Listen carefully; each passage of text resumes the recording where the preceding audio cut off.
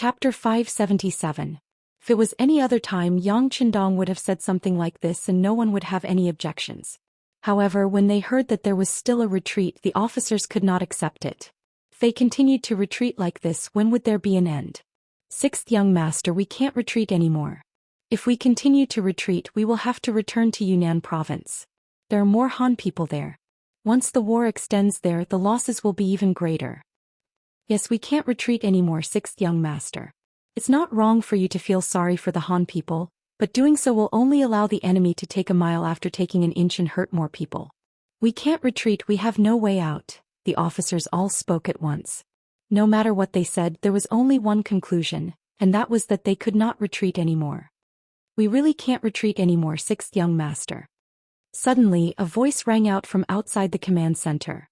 Following that, 2nd Regiment Commander Luo Po, Political Commissar Kong Jia, and 3rd Regiment Political Commissar Chen Bo strode into the command center. With such a huge commotion, how could the three of them not know? There was only one reason why they did not appear, and that was because they had the same thoughts as these officers. Since they had the same thoughts, why not let these people cause a ruckus? Perhaps there would be some good results. However, outside the tent, when they heard Yang Qindong say that they would continue to retreat, the three of them could not help but take the initiative to stand out. Another 3 regimental-level officers stood out. Together with Wu Sheng, all 4 regimental-level officers had the same attitude. Obviously, this brought a lot of pressure to Yang Qindong. This could be seen from the fact that he did not speak and was frowning. Yang Qindong did not speak, which meant that he valued the opinions of Luo Po and the other 2. Since they were not rejected immediately, the 3 of them saw an opportunity and hope. After looking at each other, the political commissar of the 2nd Regiment, Kong Jia, stepped out and said in a pleading tone, "Sixth young master, we have to fight this war. If we retreat, it will really be like what everyone said, we will only implicate more Han brothers. So counterattack is necessary, and as long as we handle it well, we should be able to reduce the number of casualties." What do you think? Yang Qindong looked at Kong Jia and asked. "Sixth young master, I think that when we start the attack we can shout the slogan, 'Tell the Han people to get down.' If they do, our bullets will only sweep across them. That way the possibility of hurting them will be minimized. Isn't that better?" Kong Jia said his idea in one breath. From this point, it could be seen that his idea was not a sudden one, but an answer that he had thought about for a long time. Yang Qindong praised the other party's method in his heart. It seemed that this was the only way. However, on the surface he still looked contemplative and doubtful. If that's the case, our cannons won't be able to exert their advantage. Can we defeat hundreds of thousands of enemies? That's not a problem. I promise that we officers will charge at the front line and set an example to all the soldiers. As long as we charge fiercely and fast enough and don't give the enemy a chance to counterattack, even without the support of cannons, we can still win the battle. Wu Xing finally had a chance to speak again. He said excitedly and patted his chest as if he was giving a military order. With Wu Xing taking the lead, the other officers also followed suit. One by one they patted their chests and made a promise. At this moment the morale of the soldiers was high and strong. Yang Qindong also knew that it was time to make a decision. He had been waiting for this moment. Good. Meng suddenly stood up from his chair. Since everyone is so confident, what you said is also very reasonable. Then I order everyone to go down and prepare. After 2 hours we will launch a fierce attack. But you must remember what you said and do your best to ensure the safety of our fellow Han people. Yes. The 60 officers saluted together. At this moment they were all extremely excited. This was a battle that they had taken the initiative to ask for. They would definitely give it their all and not let the 6th young master look down on them. However, they did not know that this was all arranged by Yang Qindong. During the day, no one noticed the sudden meeting between Tiger's Mane and Wang Yong. The process was simple. Tiger's Mane used his status to ask Wang Yong for help and mobilized more officers to persuade the 6th young master. As for whether this was Tiger's Mane's request or Yang Qindong's own idea, only the master and servant knew. The petition finally ended with the satisfaction of all the officers. The next step was to prepare for the battle. There were 2 reasons for choosing to fight at night. Firstly, it was because the enemy would not be able to completely control the Han civilians under their control. Secondly, it was because the morale of the troops was at its peak. If they did not make use of this opportunity, it would inevitably be discouraged during the day. This would directly affect their fighting strength. As for how effective it would be to shout slogans to get the Han people to kneel down and cooperate with them, no one could predict. There should be some effect, but it was impossible to not kill a single Han person. The petitioning officers returned to their respective barracks. Then they recounted the scene of their encounter with the sixth young master to everyone with exaggerated details, causing many people to be extremely excited. This was a battle opportunity that they had taken the initiative to ask for. Of course, they had to perform well. Otherwise, not only would they fail to live up to the trust that the sixth young master had placed in them, they would also be punished for it. Even if it was for their own future, they had to perform well this time. The fighting spirit of the officers was roused. Very quickly, the soldiers under them were all riled up. Originally, the retreat during the day had already made them extremely unhappy. Now that they could finally fight back, no one would say anything. They all patted their chests and promised that they would perform well. The mercenaries were already in an uproar. Their fighting spirit soared into the sky. The enemy camp was completely unaware. Late at night, Fan Yuhai and Sang Weng returned to their respective tents to rest after finishing their drinking. They wanted to have a good night's sleep and wait until dawn to see how the mercenaries retreated. Then they would look for an opportunity to attack. The weather at the end of January was still slightly cold. Many Lansong soldiers and former Jiaoji soldiers on night duty curled up and leaned against each other for warmth. They closed their eyes and took a nap. In the darkness 400 meters away, the mercenaries had already charged back. In comparison, they were all burning with passion.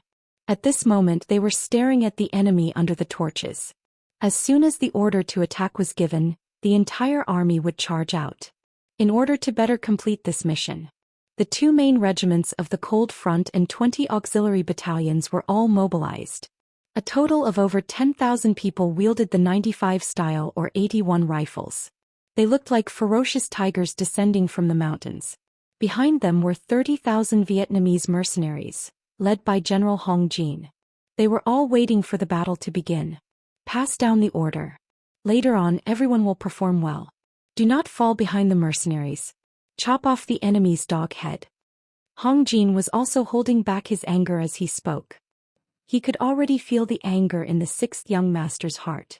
When his master was angry as a dog, he naturally had to take a bite out of the enemy. It was not only to show his ability but also to show his loyalty. He would definitely not let go of such an opportunity. The hands on the watch moved up and down. When it was 1 a.m., Luo Po, the regimental commander of the 2nd Regiment, and Wu Xing, the regimental commander of the 3rd Regiment, stood up almost at the same time and roared, "Charge!" Then thousands of soldiers and horses started to move at a high speed. More than 40,000 people roared in unison. Their footsteps landed on the ground, causing the earth to tremble at this moment. The moon hanging high in the sky also drilled into the clouds at this moment. It seemed to be afraid, or perhaps it could not bear to see the massacre happen. What's going on? A sudden roar rang out, causing the enemy soldiers 400 meters away to wake up from their daze. However, before they could react, more and more enemies appeared in their line of sight.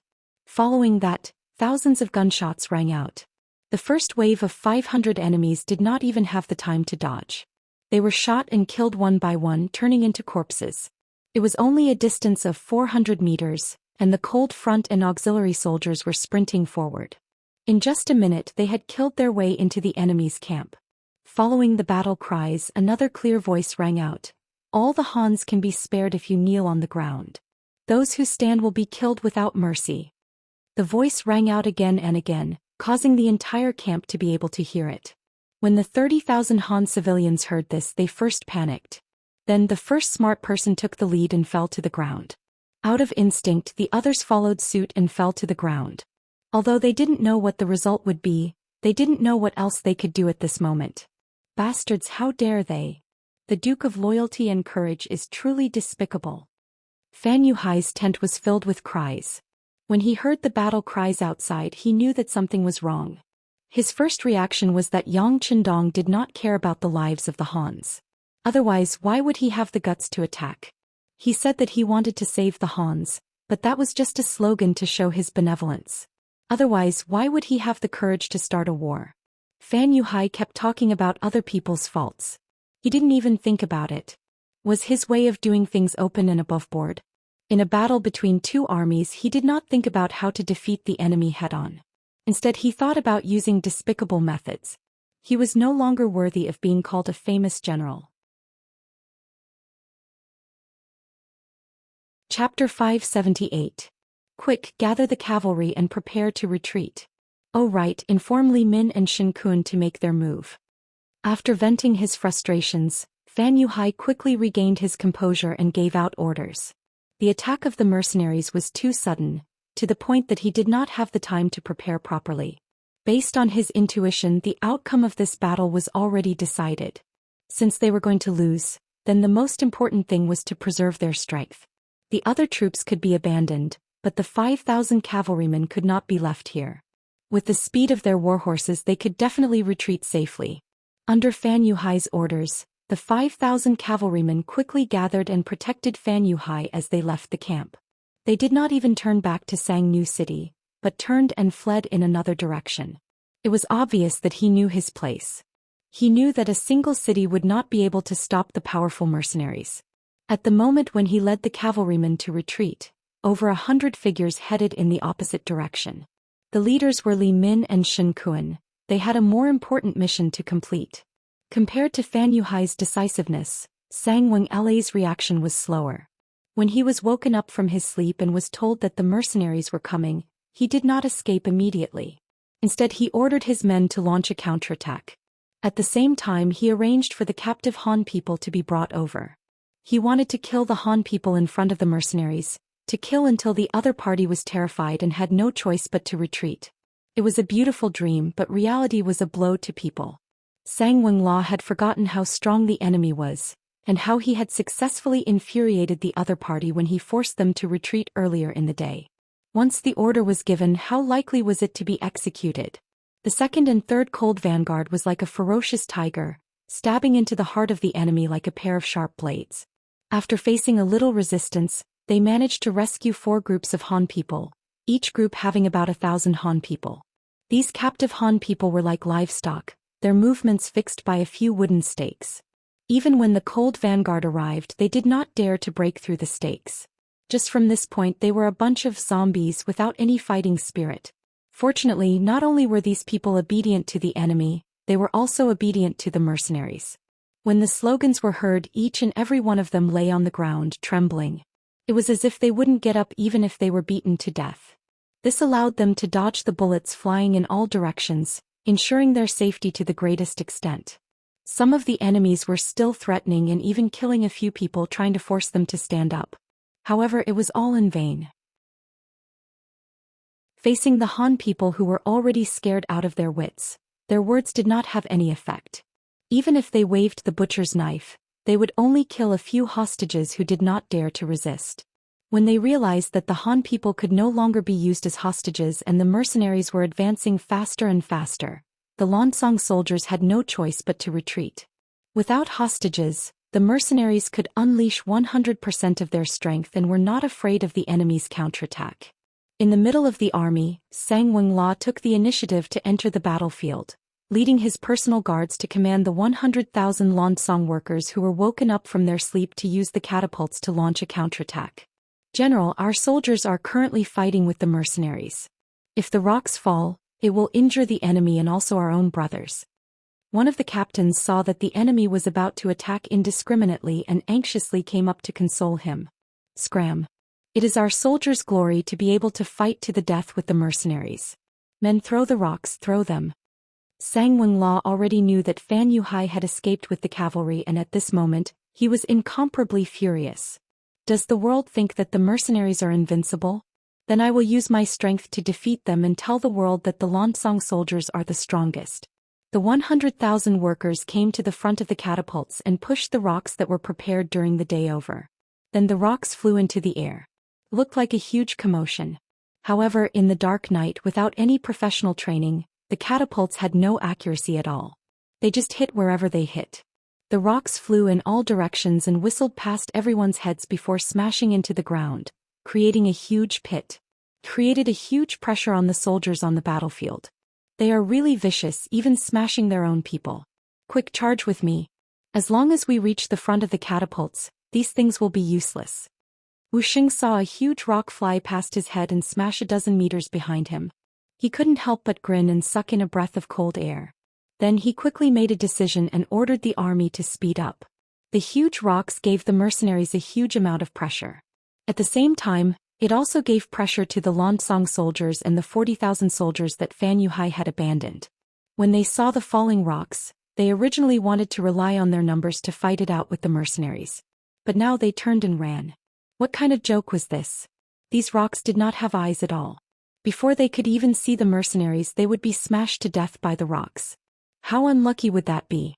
Sang Wenglao, who had originally wanted to use the catapults to turn the situation around, did not know that his actions had caused the army at the front to crumble. The charging mercenaries did not meet with the crazy resistance that they had imagined, and they were getting closer and closer to the enemy. The 2nd Regiment and 3rd Regiment were like two sharp knives. The 20 battalions of auxiliary soldiers were like a huge net, pushing forward from behind. The 30,000 Vietnamese mercenaries were at the back, constantly rescuing the Han civilians and dealing with the small groups that had slipped through the net. At this point, it was worth mentioning that the 2 million silvers were not spent in vain. Under the instructions of Grand Tutor Long Qi, although they managed to obtain the Lansong weapons, they were only half-finished products. When they encountered the incoming Vietnamese mercenaries, they got into formation and engaged in battle. Only then did they discover that the blades and spears in their hands had been broken into two after just a few clashes. The weakness of their weapons dealt a heavy blow to the Lansong soldiers.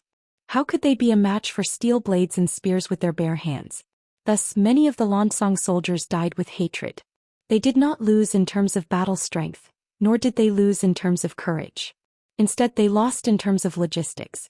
The speed of the two cold vanguard regiments was too fast. Everyone seemed to be holding their breaths as they advanced at lightning speed. Whenever they met with resistance, they would open fire without hesitation, not giving the enemy a chance to get close. In just an hour, they had broken through the front line and arrived at the center of the camp. The arrival of the cold vanguard regiment was like a hot knife through butter. They arrived in front of the trebuchets, killing the Lansong soldiers and causing them to flee in all directions. Even General Sang Wenglao was forced to retreat to Sang New City under the protection of his personal guards. There were still 50,000 soldiers left behind to guard the city. No matter what, they still had the strength to fight. After charging for over a dozen li, they entered the middle camp from the enemy's front camp, then into the back camp. The cold vanguard regiment was unstoppable. This time, the combat strength that they displayed made the enemy unable to help but change their opinion of them once again. Awesome!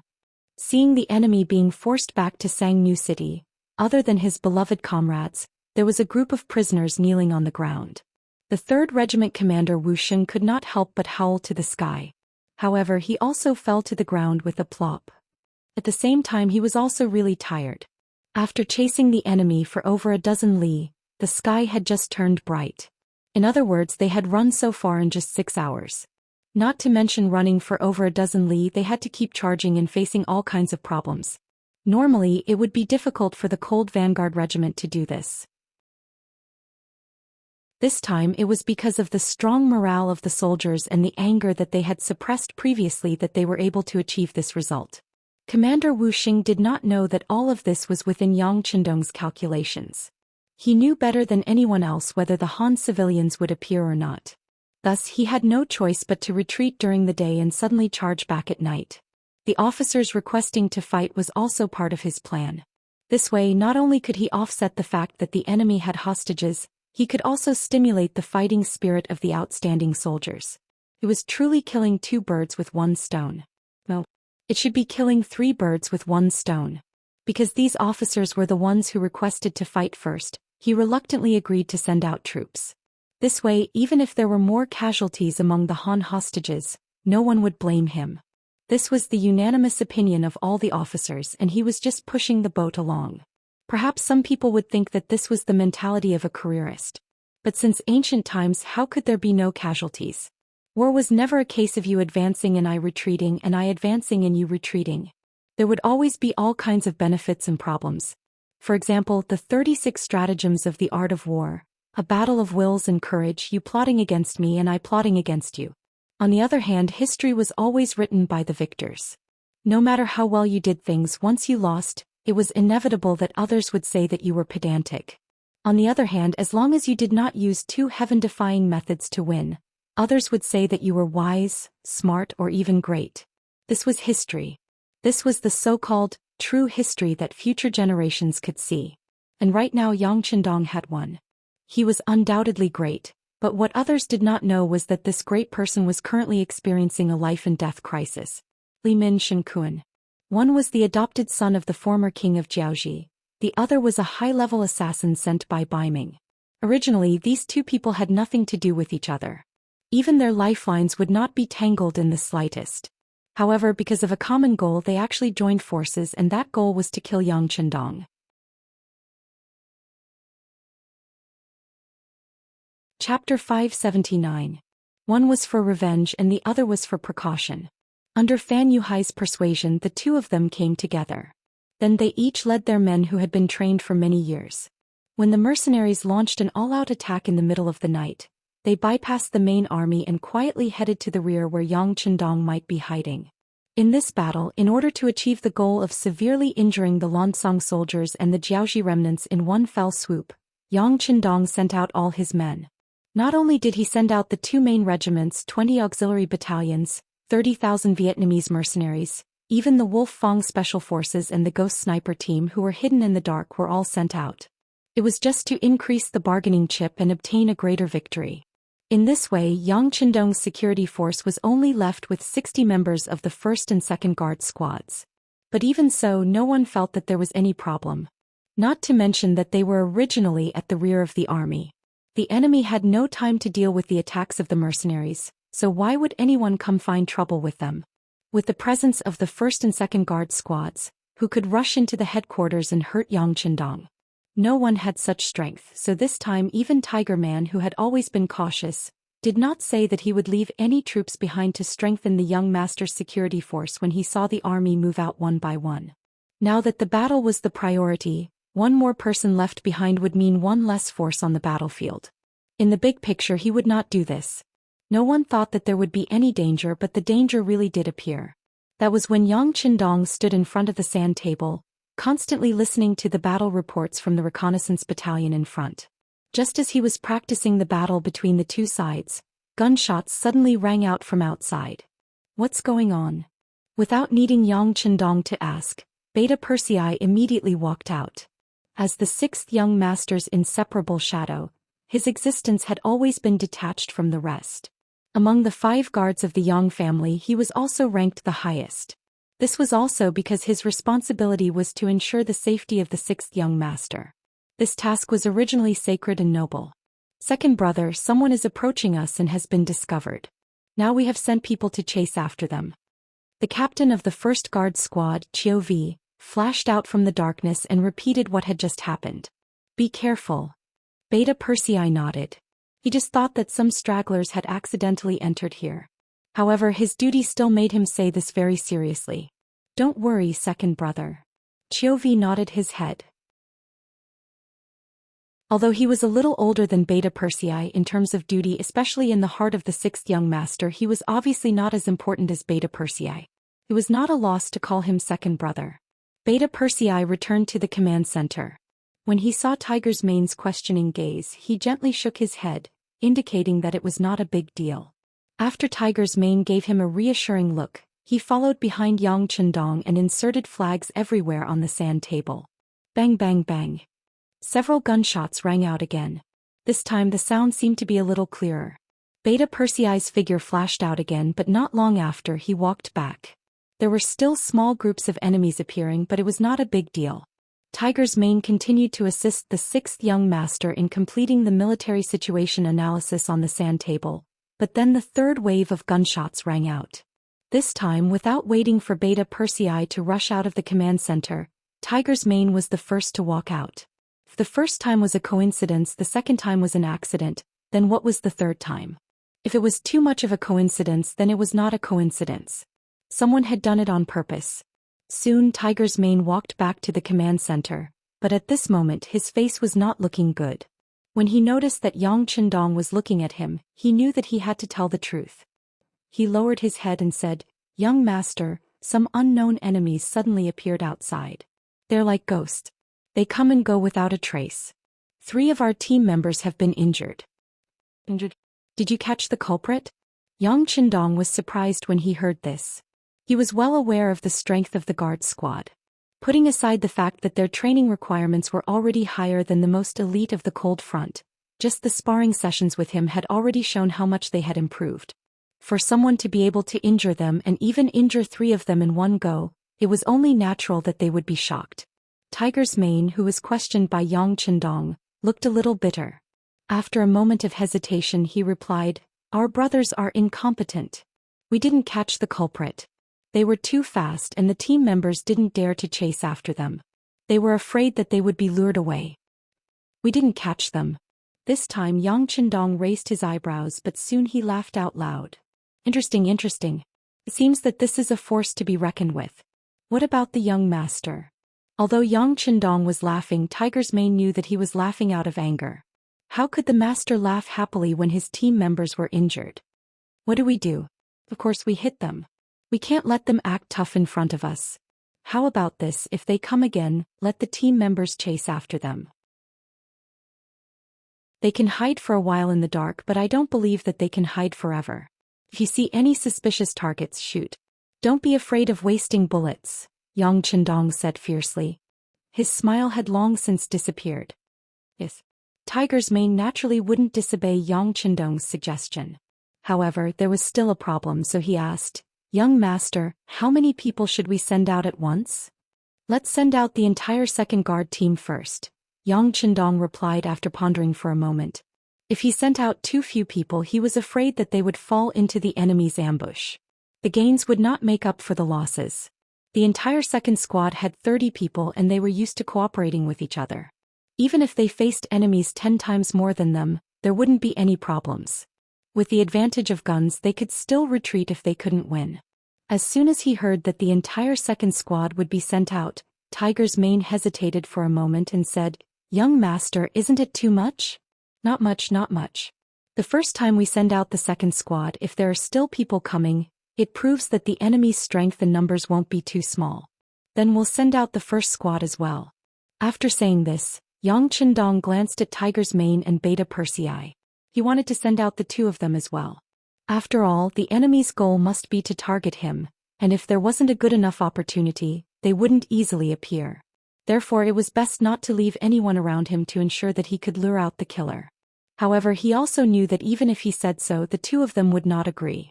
Other things could be discussed, but when it came to their own safety, they would not execute it even if they were beaten to death. Being able to withdraw the 2 guard squads was already the biggest concession they could make. Tiger's Mane didn't know that Yang Qindong wanted to send him out, because even if the first guard team was sent out, he would have already jumped to his feet. No, absolutely not. Looking at Tiger's Mane's desperate look, Yang Qindong was moved, but he pretended to be angry and said, "What? You're the young master and I'm the young master. If I say it's okay, then it's okay." Beta Persei beat him up. Okay. Beta Persei naturally followed Yang Qindong's lead. As long as it was the young master's order, he would completely carry it out, never caring whether it was right or wrong. Therefore at this moment he smiled and clenched his fists. There was a creaking sound as he stretched his muscles and bones. Tiger's Mane's strength was originally on par with Beta Persei.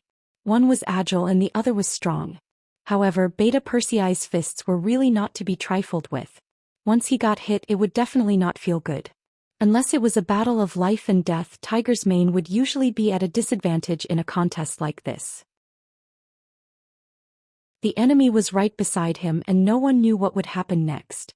If he was injured at this time, it might delay the important matters. A wise man knows when to retreat. For the sake of the overall situation, Tiger's Mane finally chose to give in. Okay, don't do it. I'll listen to your orders. Okay, Beta Persei, I'll spare him this time. Luckily you know what's good for you. Otherwise I would have sent you out too, Yang Qindong said. After he said this, he could see Tiger's Mane's unyielding expression. Obviously, sending out the first guard team was already his limit. Unless he was killed, he would never agree to transfer him out too. Although he had now agreed to Yang Qindong's request, Tiger's Mane still had hope in his heart. Perhaps sending out the second guard team would be enough, and the enemy would not come again. Such thoughts were destined to be disappointed. Just 10 minutes after the second guard team was sent out, gunshots were heard again. The enemies hiding in the dark had made their move again, and there were quite a few of them. As Yang Qindong said before, they saw the hope of luring the tiger away from the mountain. This time they should have put in a lot of effort. Young master, please reconsider. Tiger's mane, who was in the command center, did not immediately execute the order. Instead, he still held a glimmer of hope as he spoke to Yang Qindong. Go follow the order just now. Yang Qindong waved his hand casually. This time the enemy's target was obviously him.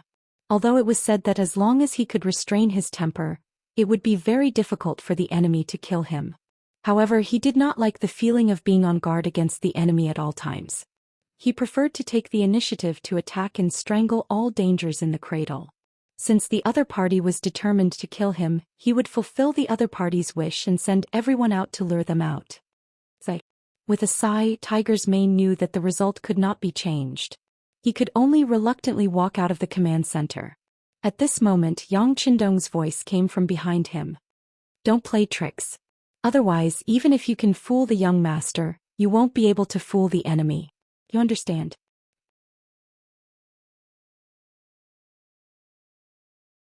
Chapter 580. Tiger's man couldn't help but pause. Originally, he wanted to leave some people behind in the dark. Although he believed that with just him and Beta Persei around, no matter how many people came, it would be difficult to get past them and reach the young master. But wouldn't it be better to leave one more person behind? But now that Yang Qindong added on, he finally calmed down. That's right. To be able to cause the security squad to be somewhat helpless, one could imagine the strength and combat strength of the enemy. If you want to leave someone behind without being discovered by them, that would be even more impossible. Tiger's man walked out of the headquarters with his head lowered. He called the captain of the first guard team, Chiu V. Captain Chiu, if the enemy appears again, can you go and destroy them? Tiger's man's murderous aura overflowed as he said these words. It was obvious that he was really angered by these killers who seemed to be everywhere. The enemies were difficult to deal with because they relied on the darkness and were very agile. Once they were discovered, those people would immediately retreat frantically. However, the guard team could only stay in place due to their duties. Naturally, they would suffer a little. However, Chou Wu immediately regained his confidence when he heard that they could chase after the enemy. He patted his chest and said like a soldier, "Who too, if you let us out, I guarantee that we can kill those shameful bastards until they cry for their parents. None of them will be left alive. Okay, then if the enemy appears to harass us later, you guys will chase after them and kill them. Remember, you must end the battle quickly. Also send out the first guard team." Tiger's man was a little reluctant when he said this. When Chiovi heard that he could go out and kill the enemy, he was so happy that he was about to agree. But when he suddenly heard that he was going to send them all out, he couldn't help but be stunned. If we send them all out, who will be responsible for the safety of the sixth young master? That's exactly what the young master meant. He was worried that it would be dangerous if too few people went out, so he sent everyone out. Naturally, Beta Persei and I will be responsible for the safety here. If you're really worried, then go and come back quickly. This is a military order. Execute it. After saying this, Tiger's man turned around and walked towards the command center. He was worried that he would change his mind if he stayed any longer. Although he had never disobeyed Yang Qindong's orders, for some reason he couldn't help but do it this time. Chiovi was left standing on the spot with a dumbfounded expression. With his intelligence, he quickly realized that this must be the sixth young master's plan to lure the snake out of its hole. When he recalled how the sixth young master had toyed with the security team, he couldn't help but say, with the sixth young master's ability, there shouldn't be anyone who can hurt him. But for safety's sake, I should finish this quickly and come back to support him. As if he had made a decision, Chiovi began to assemble the first security team. After a while, gunshots rang out from outside again, and then they went further and further away. In the command center, when gunshots rang out again, Tiger's man walked out of the door alone. Then he held a tri-edge bayonet in his hand and stood there like an ordinary guard. He knew very well that when masters fought, the ability of the gun in their hands was limited. Even at close range, the enemy would not give you any chance to shoot. Since that was the case, it was safer to just hold the bayonet. Beta Persei did not leave. He stood guard in the inner door of the command center and did not take anything. This was because his weapon was a pair of iron fists. In addition, he was tall and strong to begin with. At this time he stood there like a door god. On the other hand, Yang Chendong did not seem to take what was happening outside seriously. He was still standing in front of the sand table, looking at the situation of both sides and imagining what the front line had become. 500 meters away from the command center, 10 black figures were slowly approaching. They were all dressed in black and walked in the dark. Their footsteps were extremely light and their speed was very fast.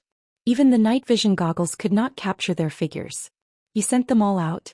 This loyal duke is really young and full of vigor. He is very arrogant," a black-clothed man said, and the corners of his mouth revealed a creepy smile. "That's right, he is indeed very arrogant. However, since he doesn't put us in his eyes, he can only suffer the consequences of his own actions. Brother Shin, this time our names will go down in history." Another black-clothed man chuckled coldly. If the king of Jiaoji, Li was here, he would definitely recognize that the person who spoke was his adopted son, Li Min, who was known as the top master in Jiaoji. As for the brother Shin he was talking about, it was naturally the messenger sent by Baiming Shenkuan. The situation at the front line was not satisfactory. The mercenaries suddenly turned around and attacked. They did not cherish the lives of the Han people during the day. This indeed caught Fan Yuhai off guard. However, this also gave the two of them an opportunity. They led their most elite subordinates through the edge of the battlefield and arrived at the rear. When they thought of the possibility of meeting the Ming dynasty's loyal duke and even killing him, the two of them could not help but feel their blood boil. However, they were disappointed to see that there were dozens of guards here. Moreover, each of them had extraordinary skills. The aura they exuded was even stronger than ordinary martial artists. No matter how confidently Min and Shenkuan were, they could not guarantee that they could break through these guards and arrive in front of Yang Chendong. However, if they were to leave just like that, they would be unwilling to do so. This was why they constantly harassed and even injured people with arrows in their sleeves. Originally, they wanted to annoy Yang Chendong. If he hid in his shell like a coward and did not come out, then they would continuously attack him. Even if they could not hurt him, they would make him angry. Perhaps the opportunity would come when he was angry. However, they did not expect that after just 3 rounds of harassment, these guards would actually rush out. This sudden turn of events made Li and Shen Kuan very agitated. They tried to send a group of people to lure these guards further and further away, and then send a second group of people to test the waters. Sure enough, these guards rushed out again. They counted a total of 60 people. In other words, the loyal duke should not have any forces around him. So it was time for them to make a move. This was definitely an opportunity, although it looked more like a trap. But no matter what, they had to take a gamble because if they did not gamble now, they were afraid that it would be very difficult to find such an opportunity in the future. So they appeared. After leaving more than a dozen people in the periphery responsible for restraining the guards who might come back at any time, each of them took 4 of their most elite subordinates and appeared. "All of you listen carefully. In a while we will attack with all our might. We don't need to kill the enemy immediately. Just keep the 2 of them occupied. We don't have much time." Those brothers lured the guards away with the determination to die. "At most we have the time for an incense stick to burn. If we still don't succeed, we will retreat immediately and look for another opportunity." Li Min was the one who spoke. As he spoke, the corners of his mouth twitched. His heart ached for Yang Chendong. The people he brought with him this time were all experts who had followed him for many years. They could be considered as men of sacrifice. These people risked their lives to lure away the guards in order to create enough opportunities for them. When he thought of the possibility of killing Yang Chendong, and the possibility that his men would not be able to survive, he felt as if his heart had been cut by a knife. At this moment he hated Yang Chendong even more. He believed that all the results were caused by this person. This was what it meant to condemn someone. When a person always wants to harm others and therefore has to pay some price, they will still put the blame on the victim. Do they have to think that when they want to harm others, others should stand there and let them be cut into pieces? Is that the right thing to do? At the entrance of the headquarters, Tiger's Mane had already extinguished the torch inserted here. He stood in the darkness, opened up his 5 senses and carefully and cautiously observed everything around him. If he alone could eliminate the assassins who came out of nowhere, young master would not have to take the risk. This was naturally the best outcome. So at this moment Tiger's mane was full of fighting spirit and murderous intent. His whole body was focused, waiting for the enemy to appear. Whoosh! A small arrow suddenly shot out from the darkness, aiming at the position where Tiger's mane was standing. In the darkness, the direction of the arrow could not be seen at all. Only a murderous aura appeared in the air. The previous guard was injured by this sudden arrow because of his carelessness. However, if they wanted to use the same method to deal with Tiger's mane, it was obviously not enough. Tiger's mane suddenly jumped to the side, feeling the danger, and dodged the attack. At the same time as he fell to the ground, his roar spread in all directions. "Who are you? You only know how to plot against me." Just as the words left his mouth and his body came into close contact with the ground, for saber cheese suddenly slashed towards him from different directions. Ding ding dang dang. In that moment Tiger's mane's military knife collided with the 4 steel swords. The 4 assassins suddenly appeared, suddenly attacked, in order to injure Tiger's mane in the shortest time possible. Since he was able to stand guard outside the command center, his skills must not be simple. Perhaps this was what the Duke of Loyalty relied on. Thinking about it, if he killed this pillar of support, the Duke of Loyalty and Courage's expression would be very good. Although the 4 assassins thought highly of Tiger's mane's ability and attacked with all their strength, they still did not injure the opponent. Instead, Tiger's mane stood up like a carp and laughed. "So it's 4 reckless dogs bark. Watch me take your lives." Tiger's mane would not shout for no reason. This was to remind young master in the headquarters that 4 enemies had appeared.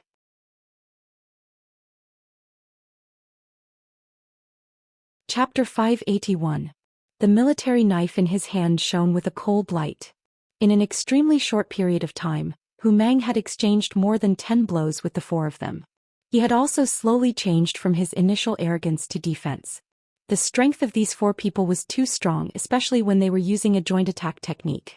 When the 2 of them worked together, they were able to exert a combat power that was several times higher than their own strength.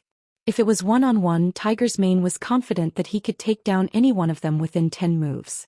However, in the face of a joint attack technique and 4 opponents at that, he was a little overwhelmed and had no choice but to switch from attacking to defending. In the command center, the sound of weapons colliding could be heard from outside. Beta Persei, who was standing there, felt his heart throb.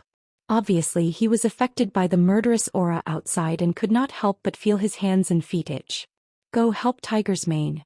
I can feel that the people who are coming are not weak." Yang Chendong finally stopped looking at the sand table and said to Beta Persei very seriously, "Young master, I have to protect your safety." Beta Persei also knew the urgency of the situation and even knew what his mission was. This was one of the rare occasions when Beta Persei obeyed orders and did not carry out them. He looked at Yang Chendong with amusement. "Well, don't you know the strength of the young master? You have to have confidence in your young master. Go." Yang Chendong chuckled. Oh. It was unknown if Yang Chendong's smile had infected Beta Persei, or if he really had great confidence in the strength of the young master. After agreeing, Beta Persei pulled open the curtain of the command center and rushed out. "Tiger's mane, you're too weak. Let me help you. Get lost. Go back and protect the young master. You're not needed here." Even though Tiger's mane had already been forced back a few steps, his voice still rang out like a roar. Unfortunately, Beta Persei came under the orders of the 6th young master. How could he care about Tiger's mane? He roared and rushed into the battle, instantly sharing the firepower and attracting the attention of the other 2 players. Because of this, Tiger's mane's pressure was reduced. Finally, he no longer had to retreat and defend passively. He could now consider counterattacking and killing the enemy. However, before they could start their counterattack, another 4 shadowy figures jumped out and surrounded them. There were a total of 8 of them, and this was the last of Shen Kuan's strength. With another 4 people joining in, it was now 2 against 8. Naturally, the pressure was not small. Fortunately, Tiger's mane and Beta Persei often worked together over the years, especially when dealing with Yang Chendong. They had formed a tacit understanding. In addition, Beta Persei was still a little better than Tiger's mane in terms of skill. Although it was only a little, it could often determine the final outcome. Whoosh! While they were fighting happily, 2 more shadowy figures suddenly appeared and rushed to the command center. They were the leaders of this assassination, Li Min and Shen Kun. They were both absolute masters and had reached the ability to identify people by breathing. After they knew that there was only a single breath in the command center, they knew that the best opportunity had come. They rushed in without hesitation. Unlike outside, there were a few kerosene lamps lit in the command center, making it as bright as day.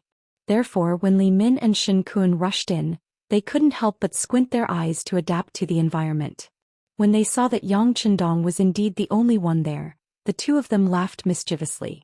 While they were laughing, Yang Chendong was also laughing. Both of you, I'm Yang Chendong, the Great Ming's loyal duke. May I know your name? Do you want to know our names and origins and then take revenge afterwards? Let me tell you, no way. A sneer flashed across Shen Kun's face. Although he didn't think that Yang Chendong could still live past today, who knew if the other party still had any tricks up his sleeve? If he reported his name and word got out, wouldn't it be a pile of shit whether he killed him or not? Shen Kun had no intention of reporting his name. He just wanted to complete the mission as soon as possible. He even couldn't help but attack. However, Li Min reached out and stopped him. Then he looked at Yang Chendong with an arrogant expression and said, "A real man doesn't change his name or surname. I'm Li Min, the adopted son of the king of Jiaoji. He's Shen Kun, Baiming's special envoy." Brother Li Yu. Shen Kun didn't expect Li Min to sell him out directly. Anger appeared on his face. "Brother Shen, don't be angry. Do you think that he can still escape from the joint attack of the two of us? Even if he has some tricks up his sleeve, no one can save him at such a close distance. Don't worry." Li Min smiled at Shen Kun and looked at Yang Chendong again. She said in a condescending manner, "Promise me one thing and I'll let you die quickly so you won't have to suffer so much." "Condition? Let's hear it." Yang Chendong had a curious look on his face. "Immediately write an order to release my adopted father and allow him to establish a new kingdom." Li Min's voice was very firm, as if he was ordering something. Just now, Yang Chendong was still curious as to how the other party had exposed his identity. His question was just a casual thought. He didn't think that the other party would really reveal his identity and origin. Only now did he understand that Li Min still had the idea of helping her foster father, Li Li, restore the country. Ha ha ha. Yang Chendong couldn't help but laugh loudly after knowing Li Min's thoughts. "What are you laughing at?" Li Min was very confused by Yang Chendong's expression, who was about to die. "I'm laughing at your idiocy."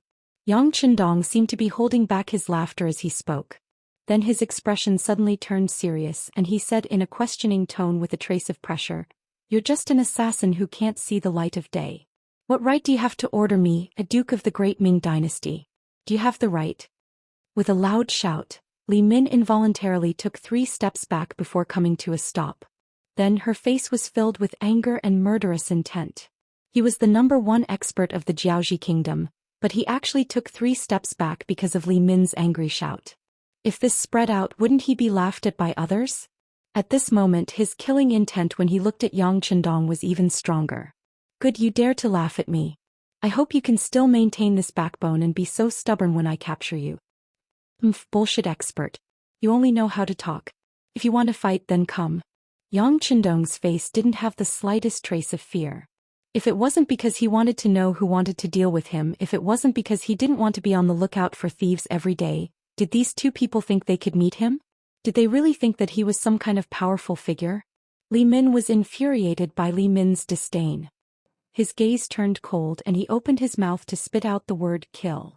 Another person was even faster than him and rushed towards Yang Chendong. He was Shen Kun. Since his identity had been exposed, he had to kill Yang Chendong today. Otherwise, he was afraid that he would bring an unimaginable disaster to Baiming. A cold light flashed and a sword light went straight for Li Min's throat.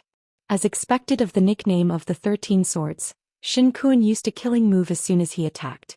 He didn't have the intention to hold Li Min hostage. The sword light swept over. If he really succeeded, then Li Min's life would be gone forever. Yang Chendong calmly looked at the scene. He calculated the distance between the tip of the sword and his throat in his mind. At this time he could use at least 3 ways to avoid the attack. However, he didn't do so. He wanted to see how powerful his opponent was. He wanted to find a way to stimulate the qi in his body so that it could be used and played better. It was often the easiest to break through between life and death. Playing. A blade light suddenly appeared and blocked the advance of the long sword, forcing it to stop half a meter in front of Yang Chendong. C. Yang Chendong was thinking of using the battle of life and death to sharpen and stimulate himself. He didn't expect that someone would come out of nowhere and disrupt his steps. He couldn't help but feel very depressed. The person who attacked was naturally Li Min. With a horizontal strike of her blade, she blocked the attack of the longsword. However, because of this, anger appeared on Shen Kun's face. Li Min, why did you stop me? Wait a minute. I haven't asked him to write the military order yet. He can't die. Li Min shook his head. Although he said that he wanted to negotiate, his face was very firm. You. Shen Kun wanted to scold him for being an idiot. However, considering that he was no match for him, he could only snort coldly and stand aside. From the looks of it, it was clear that Li Min was going to take control of the situation. Just now when he attacked, Yang Chendong stood there like a fool and didn't move at all. This gave the two killers incomparable confidence. This Yang Chendong was really a scholar who couldn't even trust a chicken. Li Min naturally saw Yang Chendong's performance just now. Now she was very confident. She looked at Yang Chendong with a look of charity and said, I said write the military order immediately. Otherwise not only will you die but you will also die very miserably. As if you won't kill me if I write it. Yang Chendong snorted and looked very clear. Duke of Loyalty, you have to know that there are several kinds of death. One kind is called living a life worse than death. I don't know if you want to have a taste of it. Li Min threatened again. At the same time she admired Yang Chendong's performance in her heart. He was worthy of being called the god of war. At least this kind of determination was something that few people could match. I don't want to. Yang Chendong said without any surprise. This also made Li Min's eyes flash with pride. Just when she thought that she had scared the Duke of Loyalty, Yang Chendong suddenly said, Who do you think you are? Can you really hurt me? It's better to kneel down and surrender now. Maybe I can give you a quick death if I'm happy. Otherwise, I think you don't want to taste the feeling of living a life worse than death.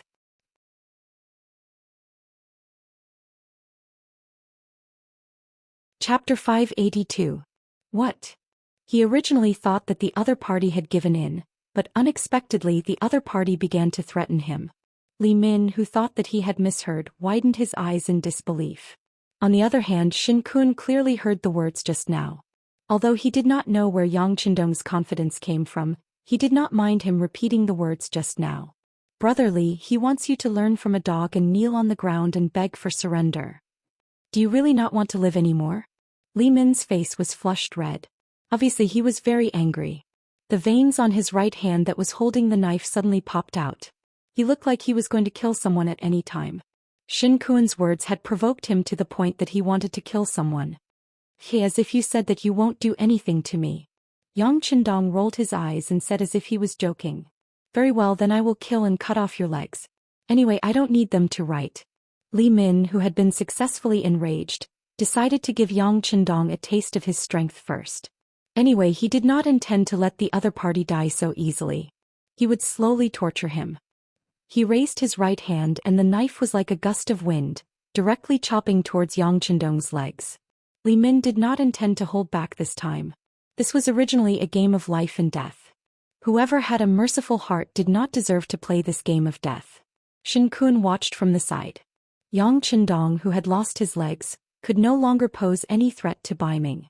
After all, have you ever seen a powerful person who did not even have legs? How could such a person be qualified to compete for the world's hegemony? Under the gaze of both sides, Yang Chendong, who seemed to be dead for sure, smiled at this moment. Did he really think that he was a soft persimmon? Did he think that he could teach him a lesson with a knife?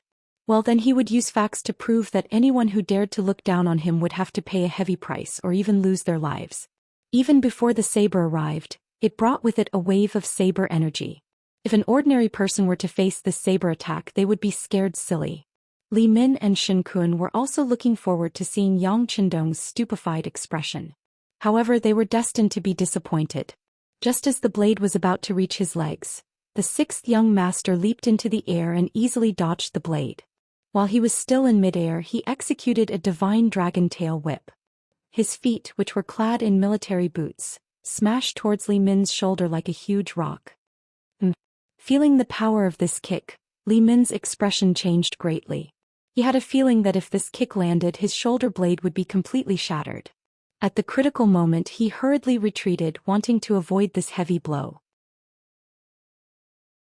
As expected of the #1 expert in the Jiaoxi kingdom, Li Min's reaction was as quick as a fox, causing the huge foot to miss. Just as he was about to stabilize his body, he was drenched in cold sweat. Another kick was aimed at his face. Bang! The heavy blow landed on his face like a ruthless slap. Under the force of the kick, Li Min's entire body spun 360 degrees and then fell to the ground with a thud. Chain kick. Shen Kun, who originally wanted to watch the show, suddenly spoke up. Then he put away his careless expression and became serious. Wrong, it's 3 consecutive kicks. Both of his feet had already landed on the ground, and he said with a face full of arrogance. Originally, his personality was not that serious. However, due to his position, he had to make some changes. Usually, other than when he was with his wives, he had to pretend to be deep and serious. Now that there were no outsiders around, he could finally be himself for a while. His arrogant and somewhat arrogant side was revealed. The 3 consecutive kicks were the strengthening board of the chain kick. It allowed one to kick 3 times consecutively in an extremely short period of time to achieve the goal of injuring others. This was learned from Wang Yong, who was extremely good at leg techniques. With the existence of the qi, not only was he better at using it than Wang Yong, but the power was also amplified. Pooh! Li Min spat out a mouthful of blood from his mouth along with 2 teeth. He slowly stood up from the ground. A very obvious footprint was imprinted on Li Min's face, making him look very miserable. Very good, it turns out that we have all underestimated you. Not only did Li Min have such thoughts, Shen Kun also had the same thoughts. How could someone who could casually kick 3 consecutive kicks be easy to bully? However, he was very curious. When did this person learn martial arts? Ever since Yang Qindong appeared in the capital of Baiming and did a series of big things, everything related to him had been thoroughly investigated by the Imperial Secret Service and the East Faction guards. However, no matter how he looked at it, this person did not have the time to learn martial arts. It was precisely because the information provided was too comprehensive that they never thought that Yang Qindong knew martial arts. Of course, this was also the result of Baiming not communicating with the Southern Ming Empire. Otherwise, if you asked Guan Ying and the other generals of the Southern Ming Empire, they would immediately give you a clear attitude. Although the fact that Yang Qindong knew martial arts was somewhat out of Shen Kun's expectations, he immediately understood everything. He could not help but coldly say, "So that's how it is. The reason why you dared to wait for us here alone is because of your martial arts?" Bingo, your answer is correct. It seems that you are not stupid. However, don't your superiors know that if you failed to assassinate me, would Baiming be able to withstand my anger? Yang Qindong gave Shen Kun a "you are considered smart" expression, then asked a question that the other party could not answer. Humph. Since he could not answer, Shen Kun naturally did not need to answer. He just snorted coldly and looked at Li Min. Originally, his identity was confidential. Even if they wanted to investigate, they would not be able to find any relationship between him and Baiming. However, it was all Li Min's fault. He was too arrogant and exposed his identity. If they could not kill Yang Qindong today, the next unlucky one would be the Southern Ming Empire. Don't look at me like that. Today he will definitely die here. Li Min naturally understood Shen Kun's intention, but he did not care. He had always been the type to not give up until he achieved his goal. At the same time, he was also a person who would do anything to achieve his goal. Therefore, he had made sufficient preparations. If he did not succeed, he would die for a righteous cause. Li Min said decisively and was even more absolute. This also increased Shen Kun's desire to silence him. He nodded. Okay, in that case, the 2 of us will work together to kill him. This time, Li Min did not refuse arrogantly. Firstly, there was not much time left for them. Secondly, Yang Qindong had shown a certain level of strength which was worthy of his attention. You see, I told you. The 2 of you should have come together long ago. Otherwise, I'm afraid you won't have time to show off. My men are coming back. Yang Qindong was not the slightest bit afraid of the 2 of them working together. On the contrary, he was full of fighting spirit.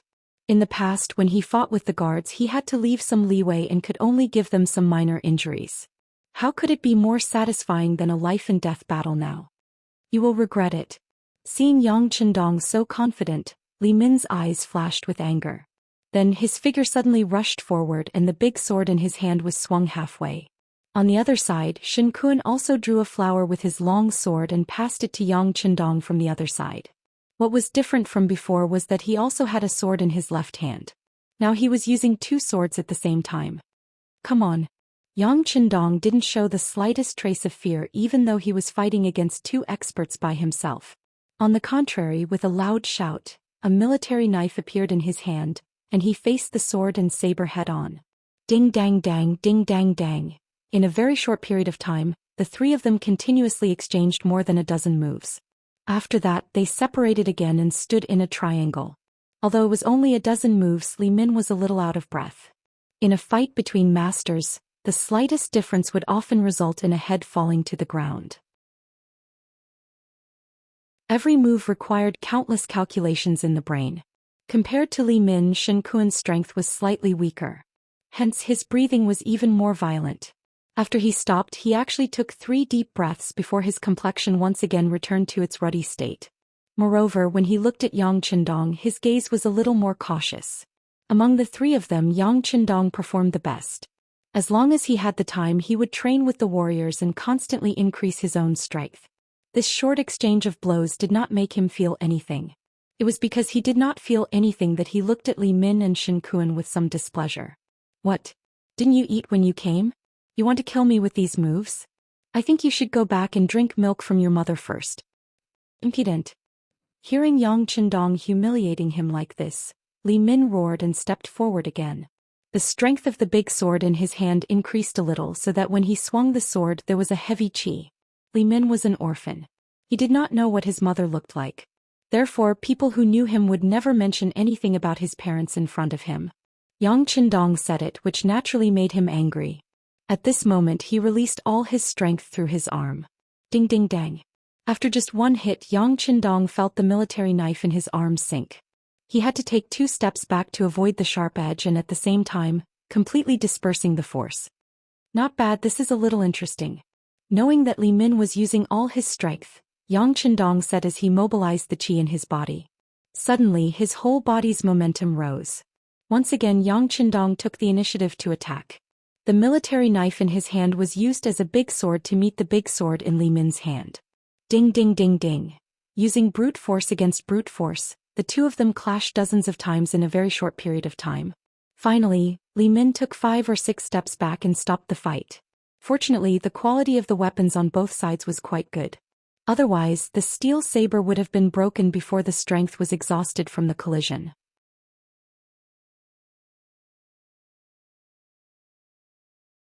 Chapter 583. Li Min's face was pale as he retreated. Just a moment ago he felt that his right arm was swollen. Now when he tried to lift it he felt extremely sore. For a long time he had boasted that he was the strongest and had never met an opponent. But now the facts had told him that there was always someone stronger than him, and the person who was stronger than him was Yang Qindong. I'll do it. Shen Kun naturally saw that Li Min had suffered internal injuries. As an ally he had to do his best. With a loud shout, the long sword in his hand flew towards Yang Qindong like a snake flicking its tongue. When he leaped up, the flying swords in his hands flew out. Then he drew his sword and threw it again. In the blink of an eye, 12 of the 13 swords flew out. The sword net was like a swarm of bees. Yang Qindong first stared at the 12 sword winds seriously. When the sword tips were about to land in front of him, he suddenly thrust the military knife in his hand forward and pointed it straight at the swords. You're courting death. Seeing that Yang Qindong actually pointed casually in the midst of the swords, a cold killing intent flashed across Shen Kun's face. This was his famous unique skill, the 100 sword fingers.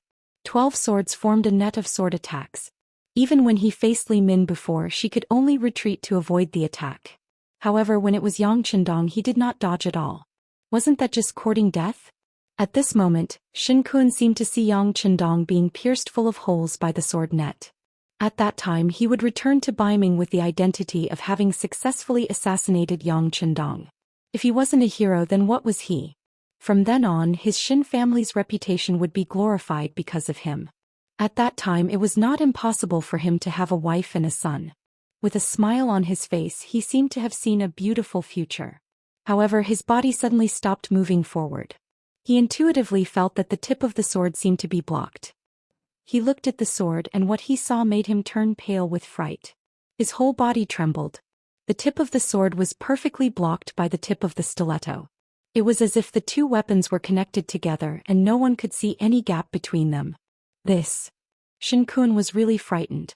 The other party had not only dodged the attacks of the 12 flying swords with a casual wave of his hand, but he was also able to locate the body of his last sword. He was even able to hit the tip of the sword and successfully block it. What kind of speed did this require? What kind of eyesight? What kind of power? Xianxia was still shocked. This was something that even Li Min couldn't do. Suddenly he felt a sharp pain in his arm. He saw his opponent's stiletto circling around in the air, and his sword seemed to be attracted to it as it circled around as well. After a dozen or so rounds, a huge force came and separated the two weapons. At this moment, Xianxia's arm had been twisted like a fried dough twist. Not to mention that his clothes were torn, even the bones in his arm were exposed. The white bones piercing out of his flesh were very obvious. Ah! The miserable state of his arm made Xianxia involuntarily cry out. He was frightened and in pain. What a ruthless move! Li Min at the side had already adjusted his breathing. The pain in his arm was not as unbearable as before, but when he saw this scene he couldn't help but feel his whole body go numb. They were humans, not gods. No one would be able to withstand this kind of pain. Not to mention his right arm was completely crippled. For a swordsman this was equivalent to having no future. Am I ruthless? Compared to you wanting to take my life, I am already very merciful.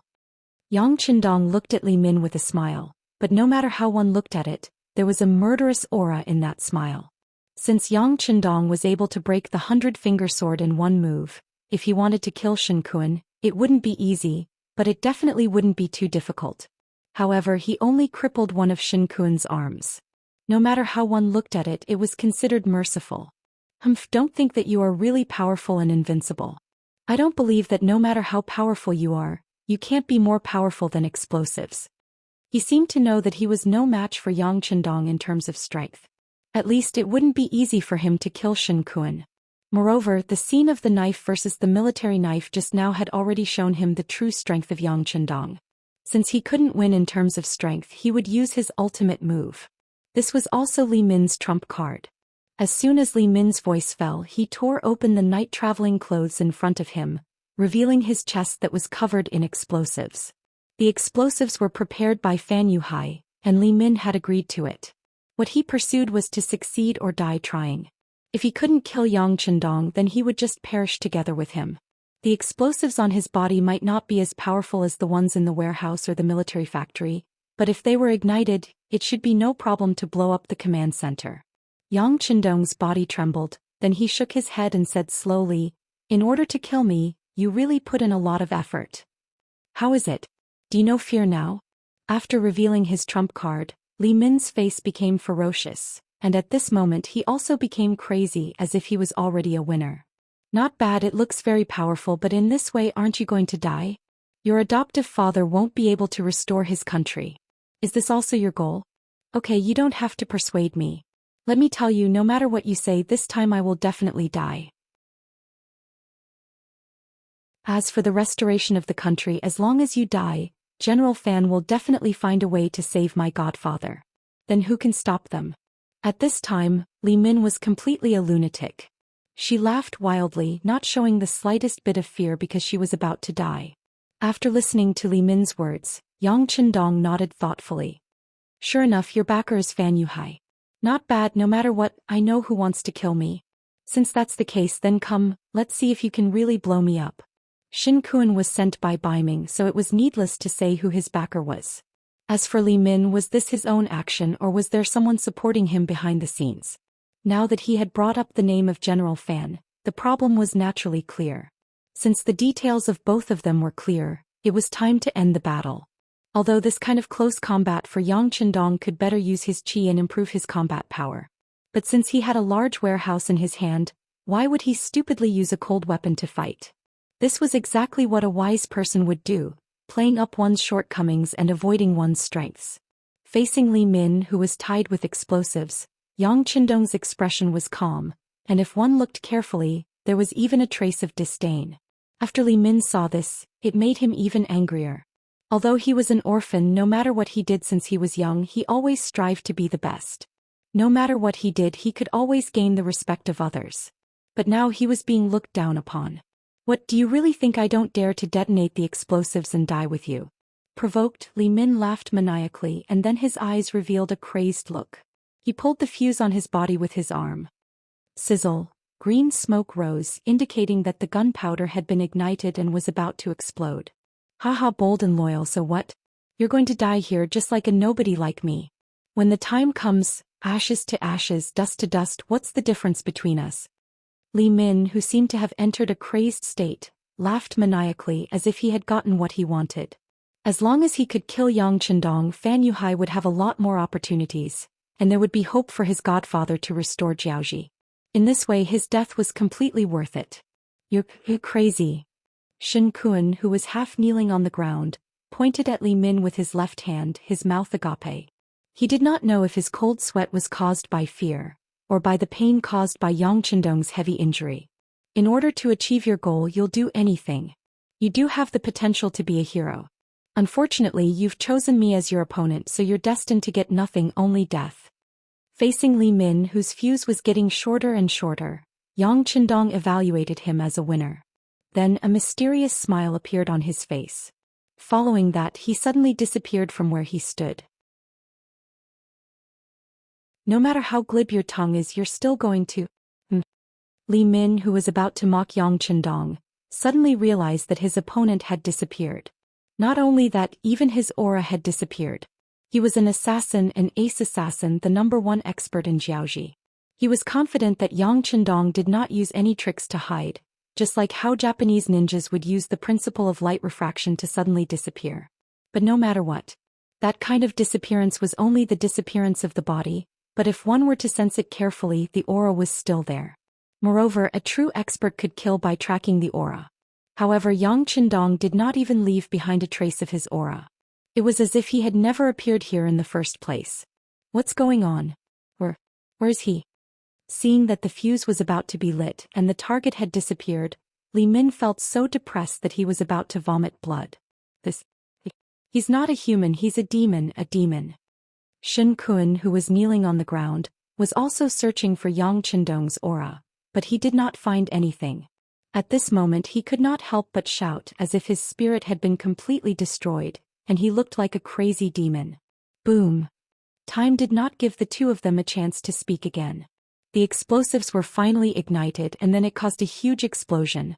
Although the composition of the explosives was not at its strongest state, it was not a problem to flatten the surrounding 5 to 6 meters. Thus, more than half of the command center was destroyed by the impact of the explosives. At the same time, the two high-level assassins, Li Min and Shen Kun, were also destroyed.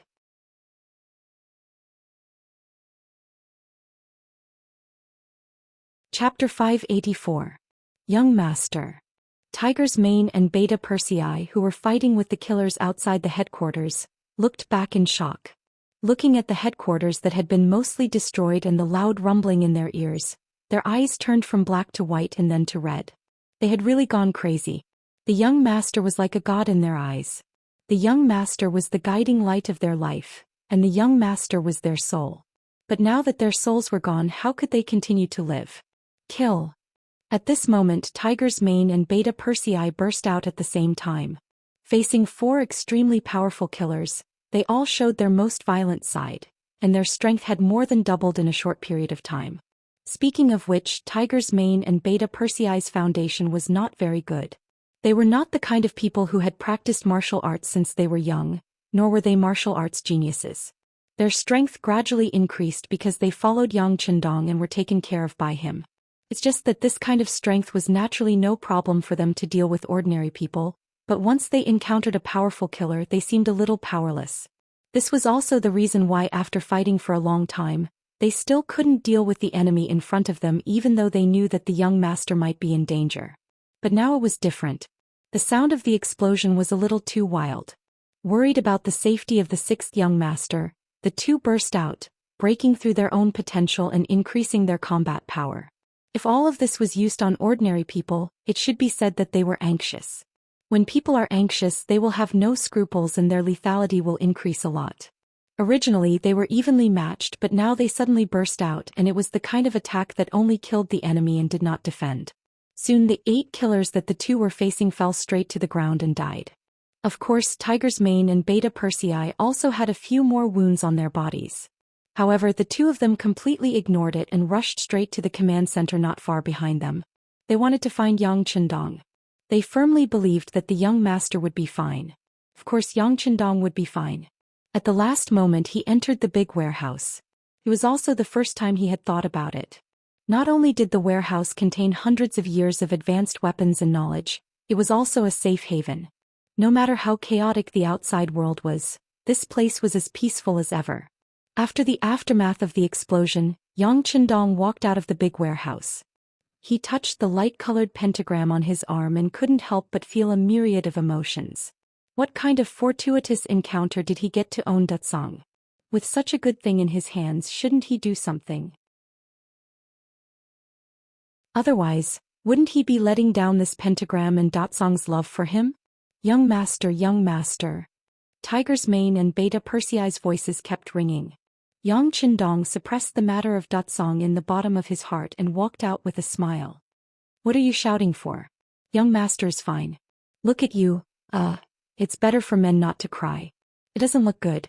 That's right, at this moment Hu Mang and Second Yang had snot and tears running down their faces. For a grown man to cry like this, it was indeed unsightly. When the two saw that Yang Chendong was fine, they couldn't help but rush over in surprise.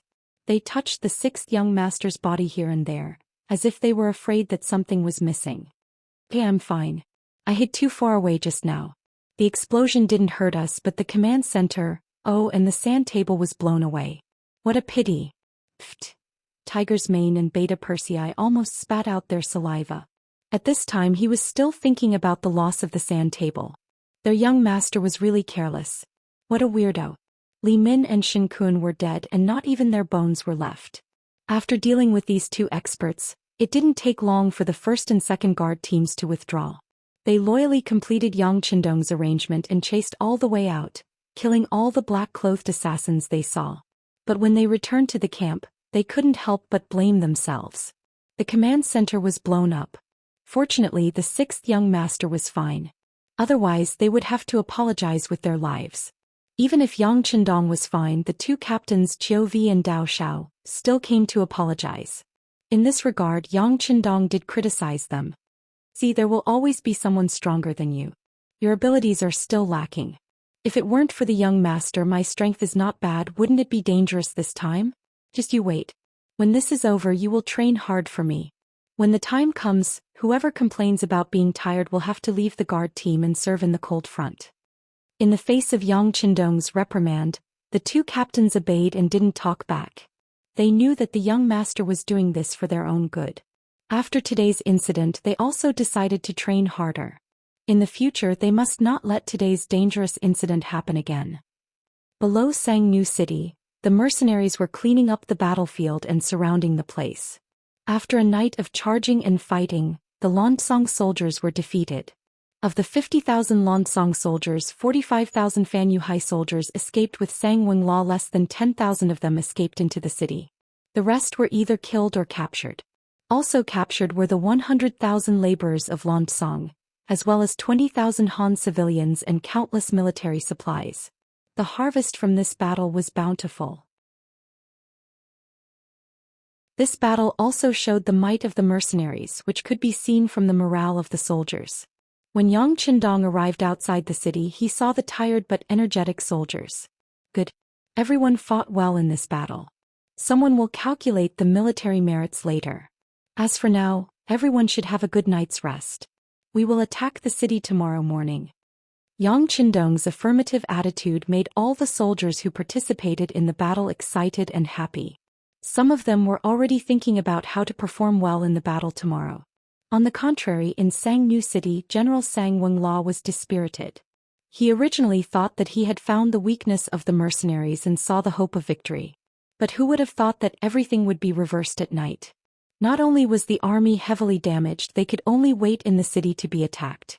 Tell the brothers to defend the city. We must be confident. In a few days the king will send reinforcements. At that time it will be time for us to counterattack. These words also attracted the approval of some of the captains and kiliarchs. It seemed that the morale of the soldiers had also increased. Only Sang Wenla knew that the Lansong kingdom did not have any reinforcements. In the Battle of Wuha Forest, General La Ti died and they lost 100,000 soldiers. In the Battle of Hanoi City, General Sai Shi died and they lost 60,000 to 70,000 soldiers. Last night they lost another battle and they lost nearly 100,000 soldiers. After consecutive defeats, the military strength of the Lansong kingdom had long been depleted. The 60,000 soldiers in his hands were the main force of the entire army. However, this main force was still surrounded by people as if they would be eaten up at any time. These mercenaries were too scary. In the midst of trembling, the night finally passed. At dawn the next day, the mercenaries outside Sangnu City gathered and stood quietly outside the city, waiting for the sixth young master to give them the order to attack. Yang Chendong also changed into the golden marshal's uniform and walked over to a high ground outside the city. Victory in war was the result of the joint efforts of the generals and soldiers. In Yang Chendong's view, the strength of an army could be reflected from its external performance. It was roughly divided into 4 classes. The 4th class was a motley crew. They had no military discipline and robbed everywhere without a goal. Such an army would scatter as soon as they were attacked by an organized army. They were definitely not strong. The 3rd class army had a complete organizational structure. Their military formation was neat and uniform, but their fighting spirit was not high. Although they were stronger than the 4th class army, as long as they encountered an enemy with more fighting strength, they would definitely be defeated. They could not be considered strong in this aspect. 2nd class armies not only had a unified command system, but they were also well equipped. Their morale was also high. During the march, they would often shout slogans like, "Kill the enemy and serve the country." The soldiers were extremely brave. This class of army had momentum. They were not afraid of any enemy and could be called a powerful army. However, it was a pity that they were not the strongest. Compared to the strongest army, they still lacked a certain quality. This quality was silence. The strongest army was a silent army. This silence did not mean that the people in the army were mutes or did not speak. The so-called silence referred to a kind of momentum. Although there were tens of thousands of people, there was only one voice, one order, one goal, one step, one decision. In the end, to accomplish something, it would explode with unimaginable power. Lung Feng was the representative of the power of silence. When they moved, they were like thunder shocking the world. When they were still, they were like statues, motionless and steady. With such an army and the powerful firearms provided by Dachong, there was no reason for them to lose or not win. At this moment outside Mulberry Rage City, a dense mass of soldiers stood in the valley. They had different appearances, different military ranks, came from different places and had different preferences, but they were all gathered in the same place, listening to the same voice, looking in the same direction. Not a single sparrow could be heard. This was the true meaning of silence, the most important quality of an army. This was a first-rate army. Such an army was invincible and invincible. In comparison, the army led by Sang Wenla could not even be considered a second-class army. It was only a third-class army.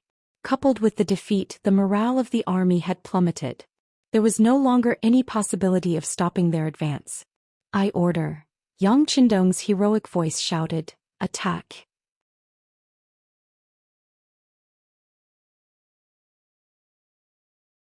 Chapter 585. Boom boom boom. As soon as he finished speaking, the 100mm mortars roared angrily. The shells flew out from the barrels and drew a beautiful arc in the sky as they blasted towards Sangnu City. At the same time, 5 rocket launchers whizzed towards the East City Gate. The seemingly sturdy East City Gate was instantly destroyed, revealing the figures of the Lansong soldiers guarding behind the gate.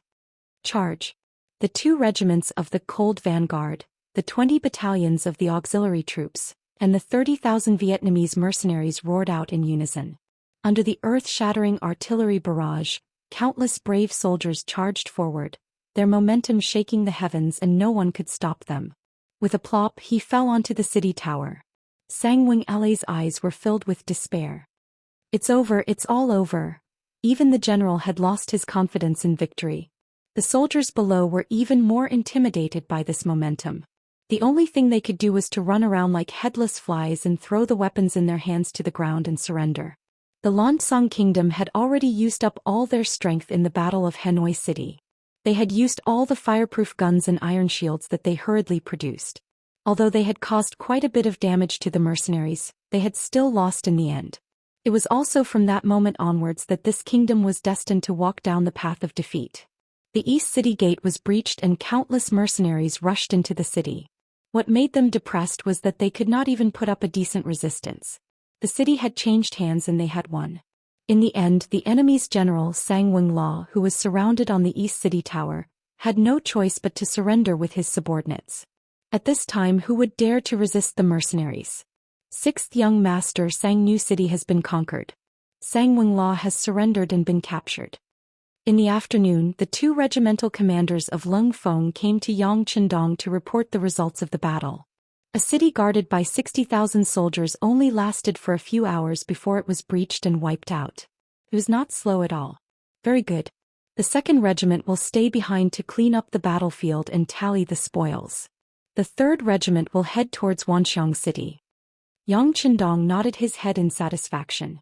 With the surrender and destruction of the Sangwala tribe, the entrance to the Lansong Kingdom was wide open. It was time to go straight to the center of the army. The bicycles were all transferred to the 3rd Regiment. Wu Xing led the regiment of Cold Front straight to Wanxiang City with a face full of excitement. They would definitely create another glorious era. At this moment, Wanxiang City had yet to receive news of their defeat at the front line. As the capital of the country, it was still bustling with life, giving people the feeling that it was in a flourishing age. Any smart person would be able to feel a shadow looming over them under this flourishing age. It was like a huge beast that could devour people, opening its terrifying mouth at any time. In fact, the person who caused this shadow to appear was the representative of the civil officials, Imperial Preceptor Long Qi. After receiving the 2 million taels of silver from Yonk, Long Qi was already prepared to become a big merchant and live a comfortable life for the rest of his life. Right now, there was only one thing on his mind, which was to destroy the Lansong Kingdom's regime. Only in this way could he become a rich man. If you wanted to do great things, you would always need help. After careful consideration, Long Qi's gaze landed on a person called He Guang. He Guang, the vice-captain of the Lansong Kingdom's royal guards, was a rather capable general. It was because of his impressive abilities that he was not tolerated by others. This attracted the suppression of the captain of the royal guards, Emoda. And this suppression lasted for 10 years. Emoda only relied on the fact that he had an elder sister who was the king's favorite concubine. Relying on this nepotism, he had always been arrogant. Sometimes he even dared to offend the imperial preceptor Long Qi and nothing happened to him. Perhaps it was because Emoda had enemies everywhere that his ability to not unite with the other officials was valued by King Paisai. After all, as a force to protect his safety, he could not be used by others. Emoda was incomparably arrogant. Working under such a person, he naturally did things carefully. But this was not enough. As the saying goes, if you want to condemn someone, you can always find a reason to do so. In order to prevent others from deliberately making things difficult for him, these subordinates also needed to find some backing. Coincidentally, the person He Guang found was Imperial Preceptor Long Qi. However, this did not mean that He Guang would rely on Long Qi. As the vice-captain, he still had a lot of autonomy. It was just that the relationship between the two sides was very good, and they could help each other on many things. In this kind of environment, it was normal for Long Qi to set his goal on persuading He Guang. After discussing with Yonk, Long Qi was prepared to give it a try. This was why he invited He Guang to his residence with the excuse of inviting him to a banquet. The scale of the banquet was very small. When the tall and valiant He Guang entered the banquet hall, he only saw Imperial Preceptor Long Qi and a stranger. There was not even a servant to serve them. "Ah, Captain, he is here. Please take a seat, we're just waiting for you." After seeing He Guang appear, Long Qi laughed loudly and stood up, inviting him to sit down. Skylark, on the other hand, remained seated without the slightest intention of getting up. This attracted He Guang's attention and made him ponder deeply. This person was so unfamiliar. What kind of identity did he have to be so arrogant? It seemed like he did not even give face to the imperial preceptor. Looking at Long Qi, he did not seem angry at all. This was a little strange. He Guang had been the vice-captain of the king's guards for so many years, and he was used to enduring. Therefore, when he looked at Yonk sitting there, he only nodded politely as a greeting. Then he sat down on the prepared chair. After the three of them sat down, Long Qi smiled at He Guang. General He, the war at the front is going well. What are your thoughts on the battle at Sangnu City? The hottest topic among the upper echelons of the Lan-Song Kingdom was the war at the front. Even the commoners on the streets could talk about it.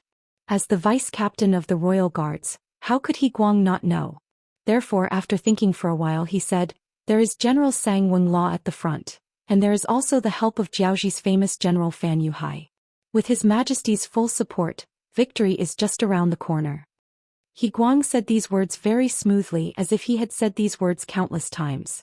Hearing this, Long Qi just smiled. Suddenly, his face became very serious as he asked, is this really what the general is thinking? He Guang did not know why Long Qi would ask such a question. Puzzled, he asked, but what does the imperial preceptor mean? Nothing much. I just want to hear the general's thoughts. Speaking of which, there are no outsiders here. Why don't the general be more sincere and say what you want to say? Long Qi said like a big bad wolf leading a little rabbit to his bowl. No outsiders, my ass. Not to mention others, just the person sitting at the side, he did not even know his name. How could he not be considered an outsider? Of course, these were all thoughts in He Guang's heart. He could not say it out loud. Therefore, he laughed and said, but what does the imperial preceptor think about this? Long Qi seemed to have known that He Guang would ask this question. He said with a serious face, our army will lose. Oh, what? He Guang originally thought that the other party would say some high-sounding words like he did, but he did not expect such an answer. This was completely out of his expectations, and it also made He Guang stunned on the spot. His mouth was wide open, and it seemed like it was more than enough to stuff an egg into it. What? General He, did you not hear me clearly? The imperial preceptor said that our army will lose. It won't be long before the news of our defeat reaches the capital. I'm afraid that at that time the Lan-Song Kingdom will not be safe. Long Qi had a compassionate look on his face, as though he was an eminent monk who had attained the Tao. How is this possible? He Guang was really shocked. Although he was the vice-captain of the king's captain and knew the combat power of his own soldiers, they had the advantage in numbers. In addition, they had prepared for a long time. How could they lose so easily? Even if they lost one or two battles, it would not easily affect the safety of the capital. Also, Long Qi was the imperial preceptor. How could he say something like this that boosted the morale of others and destroyed his own prestige? He Guang could not understand this. Knowing that He Guang wouldn't believe him, Long Qi smiled again. Then he pointed to Yonk, who was sitting there and drinking tea, and said, come General He, let me introduce you. This is Special Envoy Yun, sent by the Great Ming Dynasty's Duke of Loyalty and Courage. Great Ming Duke of Loyalty and Courage? Mercenary? As if he thought that he did not hear clearly, He Guang looked at Yonk and asked with a face full of doubt. At the same time, his expression was constantly changing. Yes, this special envoy greets General He. Yun Ke finally opened his mouth to speak. He spoke the standard language of the Great Ming Dynasty. But it sounded like a thunderclap in He Guang's mind. What was going on? He actually saw the enemy's special envoy in the imperial preceptor's residence. This person did not go to the palace but appeared here. Could it be that he secretly came to contact the imperial preceptor? What did the imperial preceptor want to do? Betray the country? Thinking of this, He Guang suddenly stood up from the chair and pulled out the sword on his body. Imperial preceptor. This person appeared here without His Majesty's permission. He must be an enemy spy. Please allow me to take him down. Take him down? Take him to who? Whether it was Long Qi or Skylark, they didn't seem to care about He Guang's intense reaction. It was as if they didn't see the angry atmosphere and just sat there calmly. Of course it's to His Majesty. He Guang naturally replied. What happens after you hand it to His Majesty? Are you going to hand me over to His Majesty for punishment? As he spoke, Long Qi's face became gloomy. In the end, he was the imperial preceptor of a country. Once he was angry, he would be imposing without being angry. At this moment, He Guang was also intimidated by this imposing manner. Then he suddenly remembered that this was the imperial preceptor's residence. Since Special Envoy Yun could sit there calmly and unhurriedly, it was clear that he had obtained the imperial preceptor's approval. Then why would he capture someone here? This time He Guang came alone and did not bring a single subordinate. If the other party turned hostile, would he be able to walk out of the imperial preceptor's residence?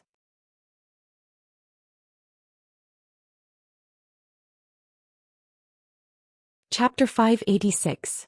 Feeling that he was in danger, in order to protect himself, He Guang raised his sword and said to Long Qi, "State teacher, you must have been deceived, right? Don't worry, I will capture this person now and send him to His Majesty. When the time comes, I will explain the situation to His Majesty and guarantee that state teacher will be fine." At this time He Guang actually wanted to provoke. When Yonk and Long Qi saw this, they couldn't help but laugh. After a burst of laughter, Long Qi said, "You came to plead for mercy for state teacher. Ah, do you really have that much face? Don't you know that you can't even protect yourself?" "State teacher, what do you mean?" He Guang's face was puzzled. "Wait a minute, put down the sword first.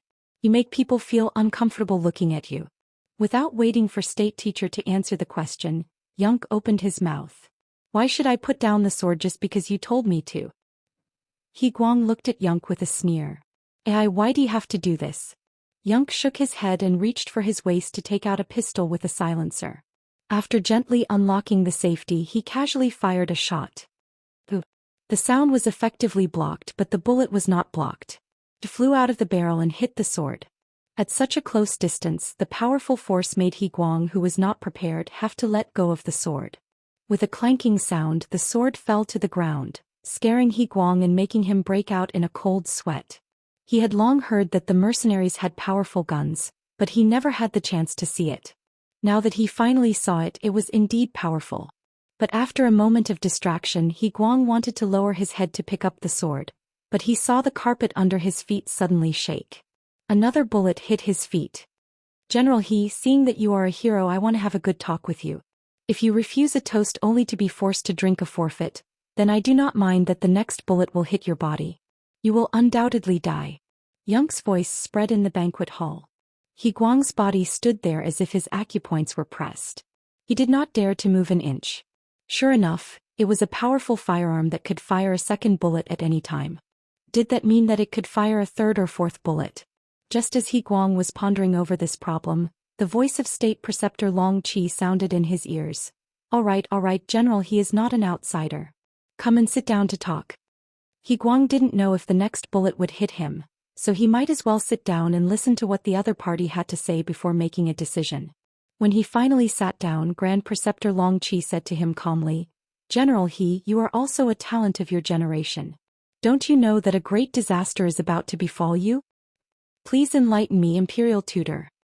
He Guang really didn't understand why he was about to face a disaster. "Sai, once the front line is defeated, what will His Majesty decide?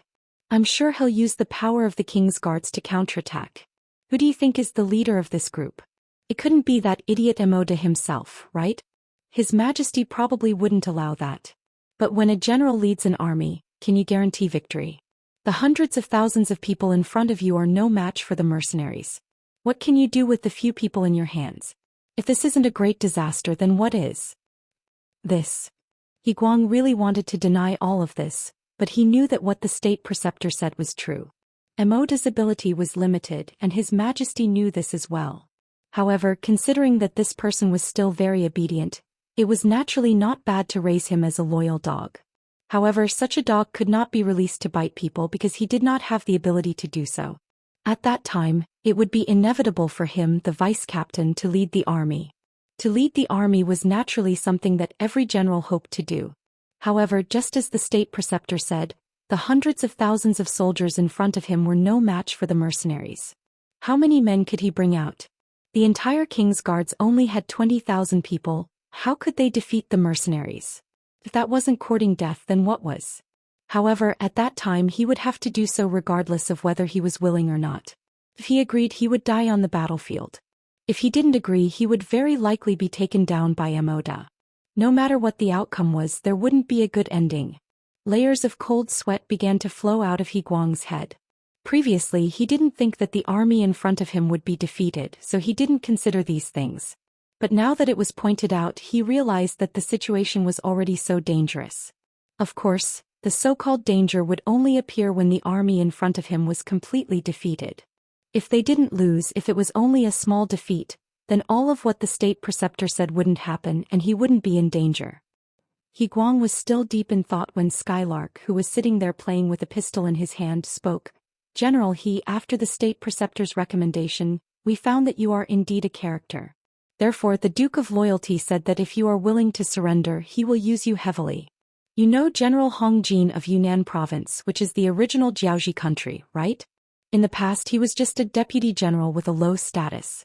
However, he was chosen by the Duke of Loyalty and has become the current general of Yunnan province, leading 30,000 soldiers. If General he is willing, the future General Lan Song will be you, and you can also lead 30,000 soldiers. This way you won't have to die and you can also become a real general. Isn't that beautiful? He Guang knew about Hong Jin's matter. Although some people were afraid that he was a traitor who knew how many people envied him in private. At least because of this person, the Hong family didn't suffer heavy losses. Not only that, but Hong Jin's status also rose.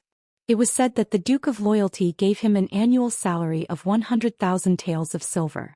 Who knew how many people envied him? It should be explained here that Yang Qindong implemented a high salary policy to raise honest people. Once someone was appointed, they would enjoy a high annual salary. It was to ensure that the person appointed could live a good life, or at least not have to worry about living. Moreover, once they reached a certain age and needed to retire, they would receive a large monthly salary, which was called a pension. This kind of treatment would only end when the person who was enjoying it died. In other words, once someone was appointed as an official by the Duke of Loyalty, they wouldn't have to worry about food and drink for the rest of their life. Of course, if someone was still dissatisfied and wanted to be corrupt, then once it was found out, the punishment would be quite severe. There were already clear rules that anyone who was found to be corrupt over 10,000 taels of silver would be killed without mercy. No matter what kind of achievements they had in the past, the result would be the same. The Duke of Loyalty said that merits couldn't offset demerits. After all, they didn't have to worry about food and drink and even arranged for their old age. If they were still dissatisfied, then they deserved to be killed. Back to the main topic, He Guang was one of the people who envied Hong Jin in private. Not only did he envy Hong Jin's ability to lead troops and become a true general, but he also envied Hong Jin's treatment. For example, he was the vice captain of the king's guards and could be considered a fourth-ranked general. However, in reality his monthly salary was only 80 taels of silver, which was less than 1,000 taels of silver a year. Although it wasn't a problem to support a family, it was just a casual life. He didn't have the ability to do anything else, and even if he wanted to be more comfortable, he couldn't do it. Now that his role model was in front of him and his treatment was 100 times better than his own, and his power was also much greater. At this moment, it was impossible to say that he wasn't moved at all. Although he wasn't a greedy person, or else Yonk wouldn't have talked to him in this way, who would refuse a better life. At this moment He Guang became a lot more silent and had a hesitant appearance. General, he doesn't need to answer so early. How about this, you can go back first and think about it carefully. If the front lines are really defeated and you are sent out as a general, then it won't be too late to make a decision at that time. Yonk didn't seem to be in a hurry to force He Guang to answer, and instead said very generously, "Let me go." He Guang was also shocked at this moment. He didn't agree to anything, and on the contrary, he knew about Yonk's existence. Wasn't the other party afraid that he would sell him out and come back with troops to capture him? As if he saw through He Guang's thoughts, Yonk laughed and said, "General, he is a smart person, how can you do something stupid? Besides, even if you really hand me over to your king, what benefits will you get? There is still Maud above you, so you won't be able to stand out. On the other hand, if you sell me out, will the loyal guild forgive you? You have to know that we have a lot of these guns in the mercenary army. If we casually use one on someone, I guarantee that you will be completely dead and no one will even know who did it." After tempting and threatening, Yonk waved his hand. "Okay, General, he can leave." "I'm really leaving." Slowly standing up, He Guang decided to leave first. There were some things that he needed to think about carefully. Standing up, He Guang prepared to leave with large strides, but Yang's voice suddenly sounded behind him. Wait. Sure enough, he still isn't going to let me go? He Guang sighed and slowly turned around. Take your sword with you. Also, don't look like you have lost your soul. Anyone who sees you will have doubts. Yang pointed at the sword on the ground and said very casually. He Guang's heart that had been raised up finally calmed down. He picked up the sword and bowed, then turned around and left. He Guang really left, leaving behind State Teacher Long Qi, who asked with lingering fear. Special Envoy Yun, he really won't tell on us? Why don't we leave now? State Teacher, don't worry. As long as he isn't stupid, he won't tell on us. There is no need for us to leave. Does State Teacher really think that I am the only one who came to Wanxiang City? Yang laughed very confidently.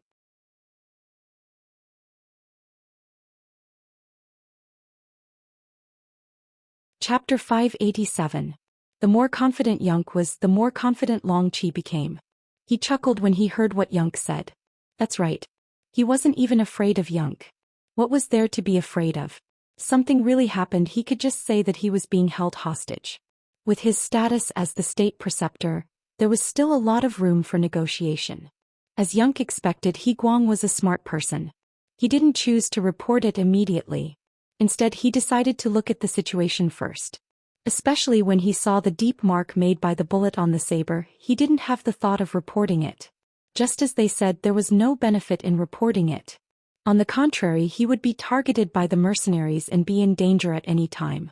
This kind of life was not what he wanted. 3 days had passed since He Guang left the state preceptor's residence.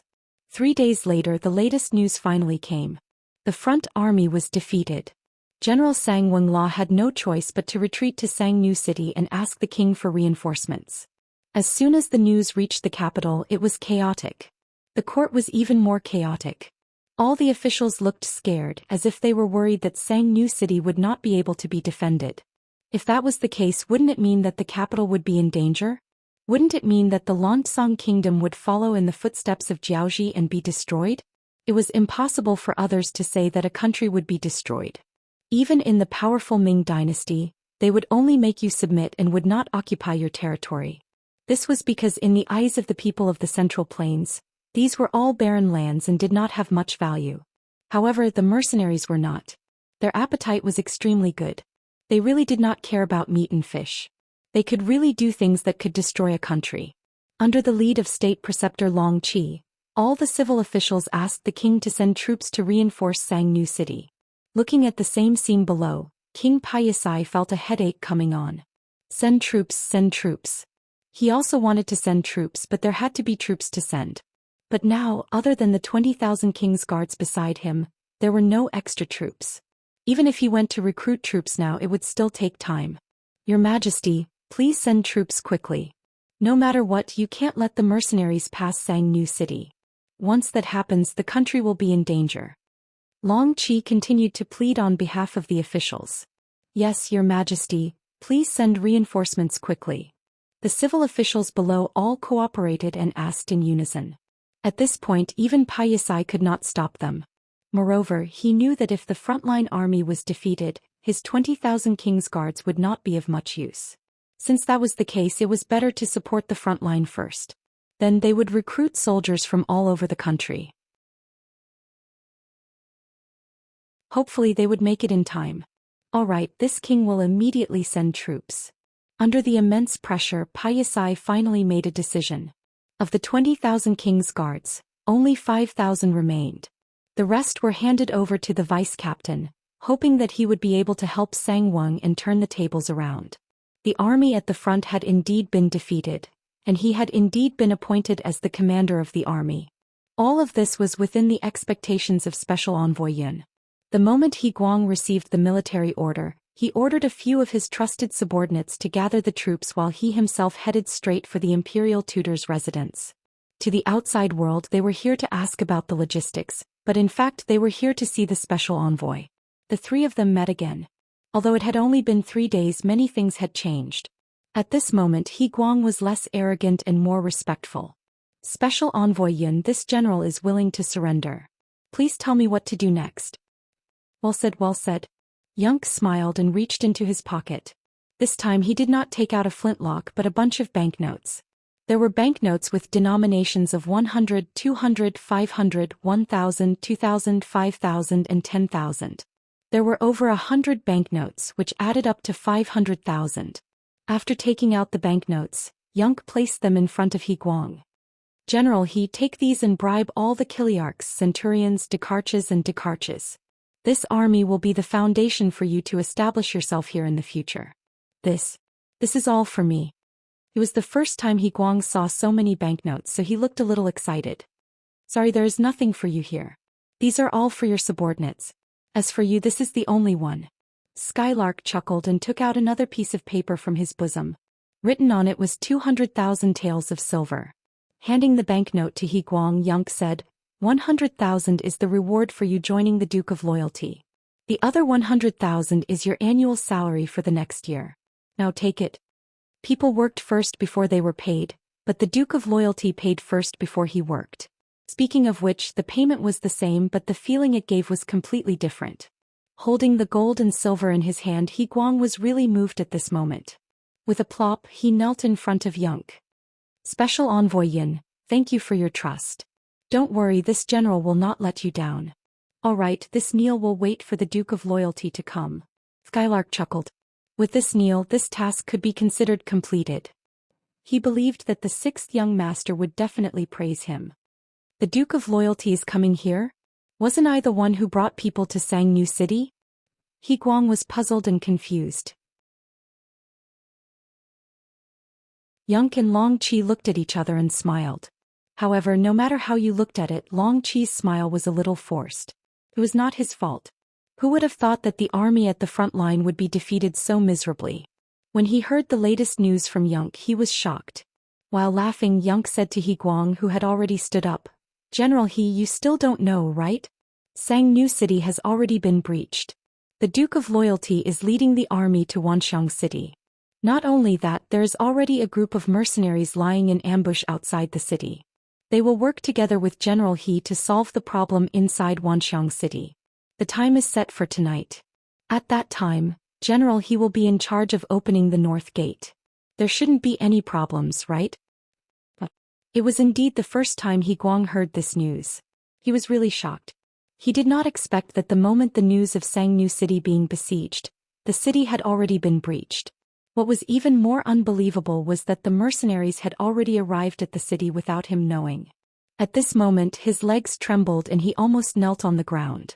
Yunk did not take He Guang's reaction to heart and continued, General, he only needs to control the palace and the residences of the ministers. The matter of taking down the treasury, armory and granary will naturally be done by the mercenaries. Do you understand? Understood, this general understands. He Guang, who originally had a trace of arrogance, became completely obedient at this moment. He originally thought that the other party would rely on him. Only now did he know that even if he did not make a move, Wuxia City would still be breached. It was just a matter of time. State teacher, I also need your cooperation this time. Yunk turned his head and looked at Long Qi with a smile. Long Qi reached out to stroke his beard and nodded while laughing. Well said, well said. I will hold a banquet tonight and gather all the ministers in the city. That would be great. Yunk knew that Long Qi understood his meaning and smiled reservedly. With this plan completed, all that was left was to wait for night to arrive. Half an hour later, He Guang left the imperial advisor's residence. He announced to the public that he had received the full support of the imperial advisor and that the rations were no longer a problem. He then gathered all the subordinates under him for a meeting to discuss matters. At the same time, many carriages walked out of the state teacher's residence. These servants went to the various ministers' residences in the city to send out invitations. It was said that all the civil officials were gathered to contribute to the army that was about to depart. At the same time, they had to pray for the blessings of the gods. For such an important matter related to the fate of the country, all the ministers who received the invitations did not dare to disobey. Regardless of whether or not they were on good terms with the state teacher, if they did not show up now, they would easily attract hatred. It was just for show. They all said that they would definitely attend the banquet on time. Even when the news reached the palace, King Piasi had a gratified expression and sighed when he heard the news. He was very gratified that his ministers could unite at such a crucial time. He seemed to have seen the scene of them defeating the mercenaries while united. Guang knows how to curry favor and knows the importance of food. Guard Captain Maud, who also received the news, had a look of disdain. However, he did not think too deeply about it. Instead, he decided to attend the banquet at the state teacher's residence at night after a bout of jealousy. No matter what, he could not let Guang monopolize the limelight. He had to think of a way to build a good relationship with the state teacher. If possible, he could even obstruct Guang's supply of logistics. From this, it could be seen how terrifying internal strife was. Everything was proceeding in an orderly manner. No one expected that danger would descend upon them soon. The capital of the country, Wanxiang City, was about to be taken over. Moreover, after Guang returned to the military camp, he gathered all the officers under him. Then he got his personal guards to seal off the entire venue and began to spend money to buy people's hearts. Not all soldiers valued money. Especially those who were part of the king's guard, there were still some who could adhere to their principles. Once he encountered people who did not want benefits and even cursed, Guang would not be polite.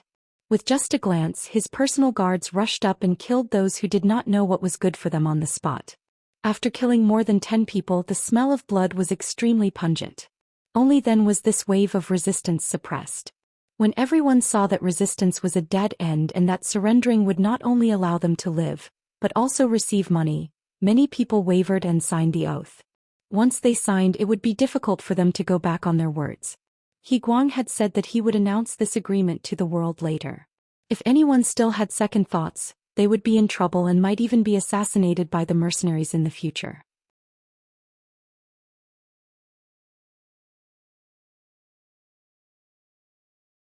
Chapter 588. Originally, some people were still half-heartedly thinking that once they were free they would pass on the message. But now they hesitated. Was it worth it to risk their lives for a dynasty that was about to be destroyed? There was no fame, no benefits, no benefits. It was not worth it to risk their lives for a loyalty that they did not know if the king would believe. Not to mention offending the mercenaries, no place in the world would be safe. After settling the army, Guang finally relaxed and started to plan every step of the night. The sky slowly darkened. Wanxiang City did not have a curfew, so at this time, lanterns were hung up everywhere, making it seem very lively and bustling.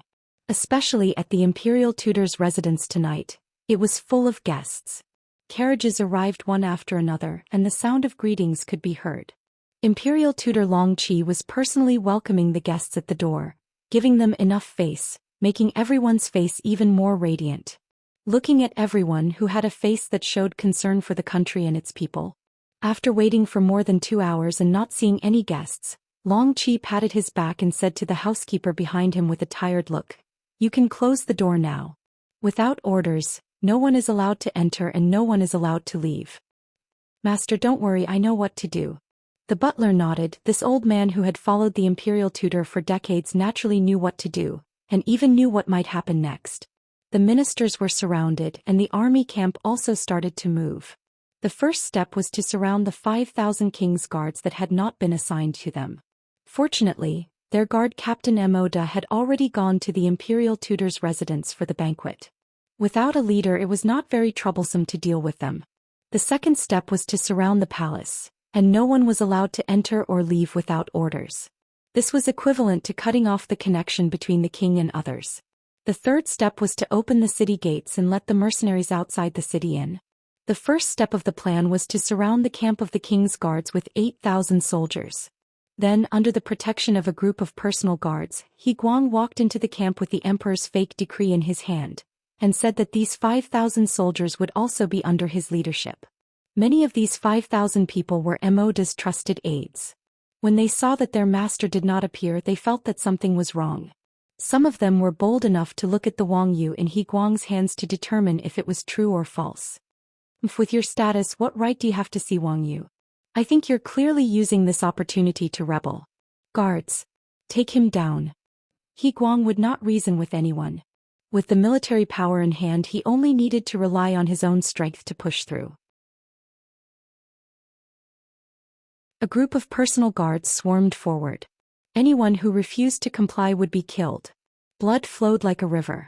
After the heads of dozens of people were separated from their bodies, the others finally became obedient and knelt on the ground in submission. With the matter of the barracks settled, the next step was to seal off the palace. There were still 500 king's guards left here. Usually all of them had their noses in the air and it was very difficult for them to put other people in their eyes. At this moment, when they saw that someone had actually surrounded them, which one of them wasn't anxious to the point of stomping their feet. Some of the more irritable ones even brandished their swords and rushed out, looking as if they wanted to teach the other party a lesson. Whoosh whoosh whoosh. Waves of arrows flew over and the ground was filled with corpses. This also intimidated these arrogant people. When they knew that the other party was serious, they retreated step by step until they reached the front of His Majesty's palace. Only then did they stop with nowhere to go. When the news reached his ears, Paisai was really shocked. He never thought that General He Guang, whom he had taken a fancy to, would actually have thoughts of rebellion.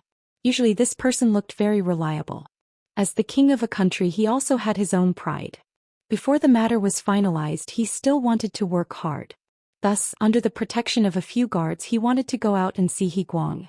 As soon as he walked out, waves of arrows rained down and stopped about 20 feet in front of them. They were not targets but just deterred. However, this was enough. Paisai's legs went soft. If it weren't for the guards beside him supporting him, he was afraid that he would have fallen to the ground. He was also a king, but he was not like Lily, who had fought his way out of life and death situations. He had inherited the throne. When had he ever seen such a scene of shouting and killing? Quick retreat. Retreat. Send a signal for help. Paisai did not know what the situation outside was like, but the only thing he could do now was to ask for help. Soon, a dazzling and colorful firework rose into the sky from the palace. That was the king's signal for help. The firework rose into the air, illuminating the sky and making it much brighter. The Grand Preceptor's residence, which was not far from the palace, could naturally see it clearly. When some of the officials discovered this signal, they were all shocked. The captain of the king's guards, Maud, immediately stood up and wanted to rush out of the Grand Preceptor's residence. General Maud, what do you mean by this? The Grand Preceptor's banquet is not over yet. Why are you in such a hurry? Long Qi sat on the high seat, drinking the wine in his cup as he spoke slowly. Lord Grand Preceptor, you saw it. His Majesty sent a signal for help. There must be some thieves causing trouble. I want to go back and protect him. Maud hadn't thought that this matter would have anything to do with the Grand Preceptor. After all, this was an important minister. If anything happened to the king, it wouldn't be good for him. After cupping his fists and saying all this, Maud turned around and was about to leave with his 4 personal guards. However, a dozen or so guards from the Grand Preceptor's residence appeared in front of him. They all stood with their swords and blocked Maud's path. Grand Preceptor, what are you doing? He still hadn't reacted. Instead, he asked with a puzzled expression. From this point of view, this Maud had indeed relied on his connections to get to the top. His ability to adapt was too weak. He was no different from an idiot. Without directly answering Maud's question, Long Qi only looked up at the sky, then smiled and said, "The Grand Preceptor doesn't think that's a signal for help. It must be a child's trick." What? How is that possible? This time there was no need for Maud to say anything. The other ministers all looked at Long Qi with bewildered gazes. Anyone could tell how intense the firework explosion was. Other than the royal family, no one else could use it. Even if they had money, they couldn't buy it. However, the Grand Preceptor said that it was a child's trick. What did he mean by that? Some of the quick-witted people's expressions changed drastically.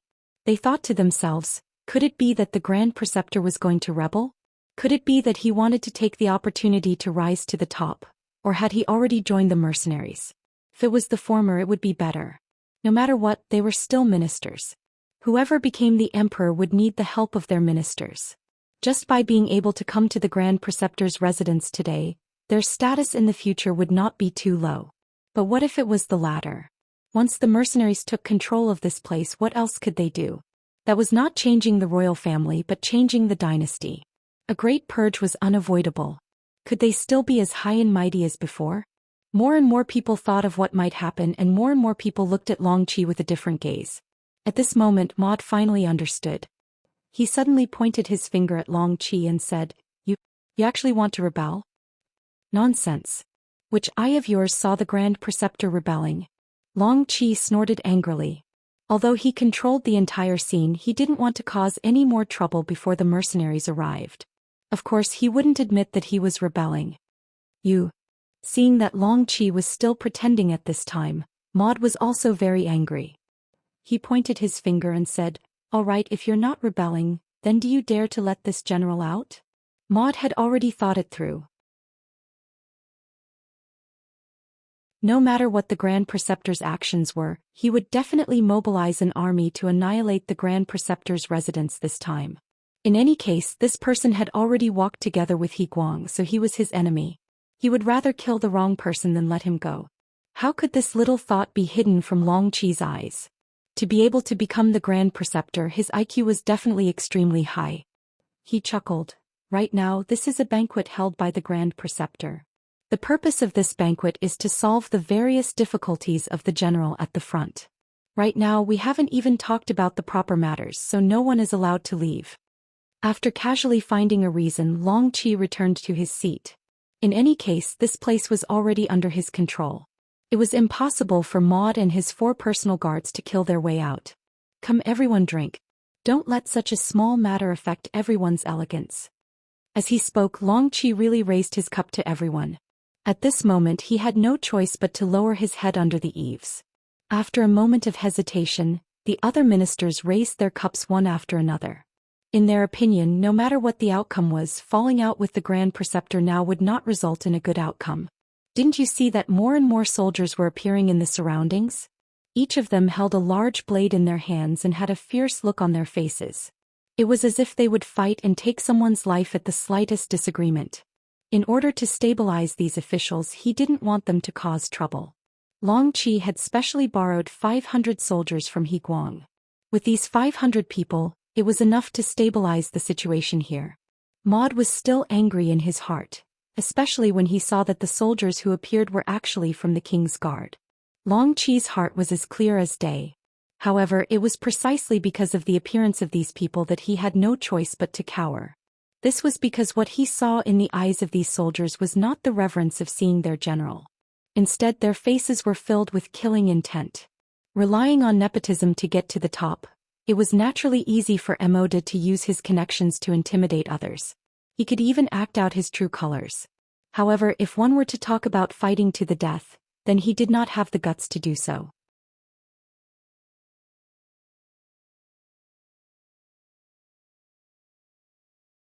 Chapter 589. In the end, Maud obediently returned to his seat and sat down. Since even he lowered his head, the other ministers did not dare to provoke him. They all forced a smile and acted as if they did not see the changes in their surroundings. This was exactly what Long Qi wanted. He chuckled and continued to chat with everyone, but he did not mention anything about the issue of providing security for the soldiers. Fortunately, everyone could see that this was to imprison them. Since that was the case, as long as they behaved themselves, they should be able to keep their lives. At the North City Gate, the torches outside circled 3 times and the torches on the city tower circled twice before the gates opened. The 3 regiments of the Lung Feng Battalion suddenly appeared like ghosts in the night and entered the city through the open city gate. With a high-speed bicycle, Wuxia brought the 3 regiments to the outskirts of Wanxiang City in the morning. They even had a chance to catch up on sleep and eat before entering the city energetically. The 3 regiments of more than 1,000 soldiers were like a silent giant dragon. Other than the sound of their orderly footsteps, there was no other movement. Just this aura alone was enough to scare many of the Lansong soldiers. As they walked, the 3 regiments divided their soldiers. For example, they left a platoon of soldiers behind at the East City Gate that they were allowed to enter. The creed of the Lung Feng Battalion was that they could trust their officers and comrades, but they would not easily trust others. For places like the city gate that could be attacked or retreated, it was better to leave their own people behind to make them feel more at ease. Political Commissar Chen, I will have to trouble you to make a trip to the Grand Tutor's residence and settle the matters there. 3rd Battalion Commander, you are in charge of taking over the treasury, armory and granary in the city. There must not be any accidents. Wuxia walked forward with large strides while giving orders to the political commissar and 2nd Battalion Commander Chen Bo and 3rd Battalion Commander Chong Chun. This was originally a plan that had been discussed outside the city. The 2 battalion commanders naturally agreed and nodded before starting their own operations. As the regiment commander, Wuxia led his men straight to the palace. The moment they entered the city, the agents of the security bureau rushed over to lead the way. As long as the target was pointed out, there would not be any mistakes. In the king's bedroom deep in the palace, Payasai was pacing back and forth anxiously. The distress signal had already been sent out, but until now no one had come to protect him. Could it be that the situation had changed? Could it be that he was already alone? Reporting to your majesty, there's another group of people outside. Just as Payasai was feeling anxious, a guard walked in and knelt on the ground. Haha, reinforcements have finally arrived. Tell everyone to get ready. Once there's a chance, we'll attack from both inside and outside. He thought that his reinforcements had finally arrived. At this moment he was full of confidence. The greater the hope, the greater the disappointment. This time Panacea was destined to be disappointed. Although there were people coming, they were not his reinforcements. They were Jing Chong's enemy, the commander of the 3rd Regiment of the Cold Front, Wuxia. He Guang was guarding this place. After all, this place was of great importance.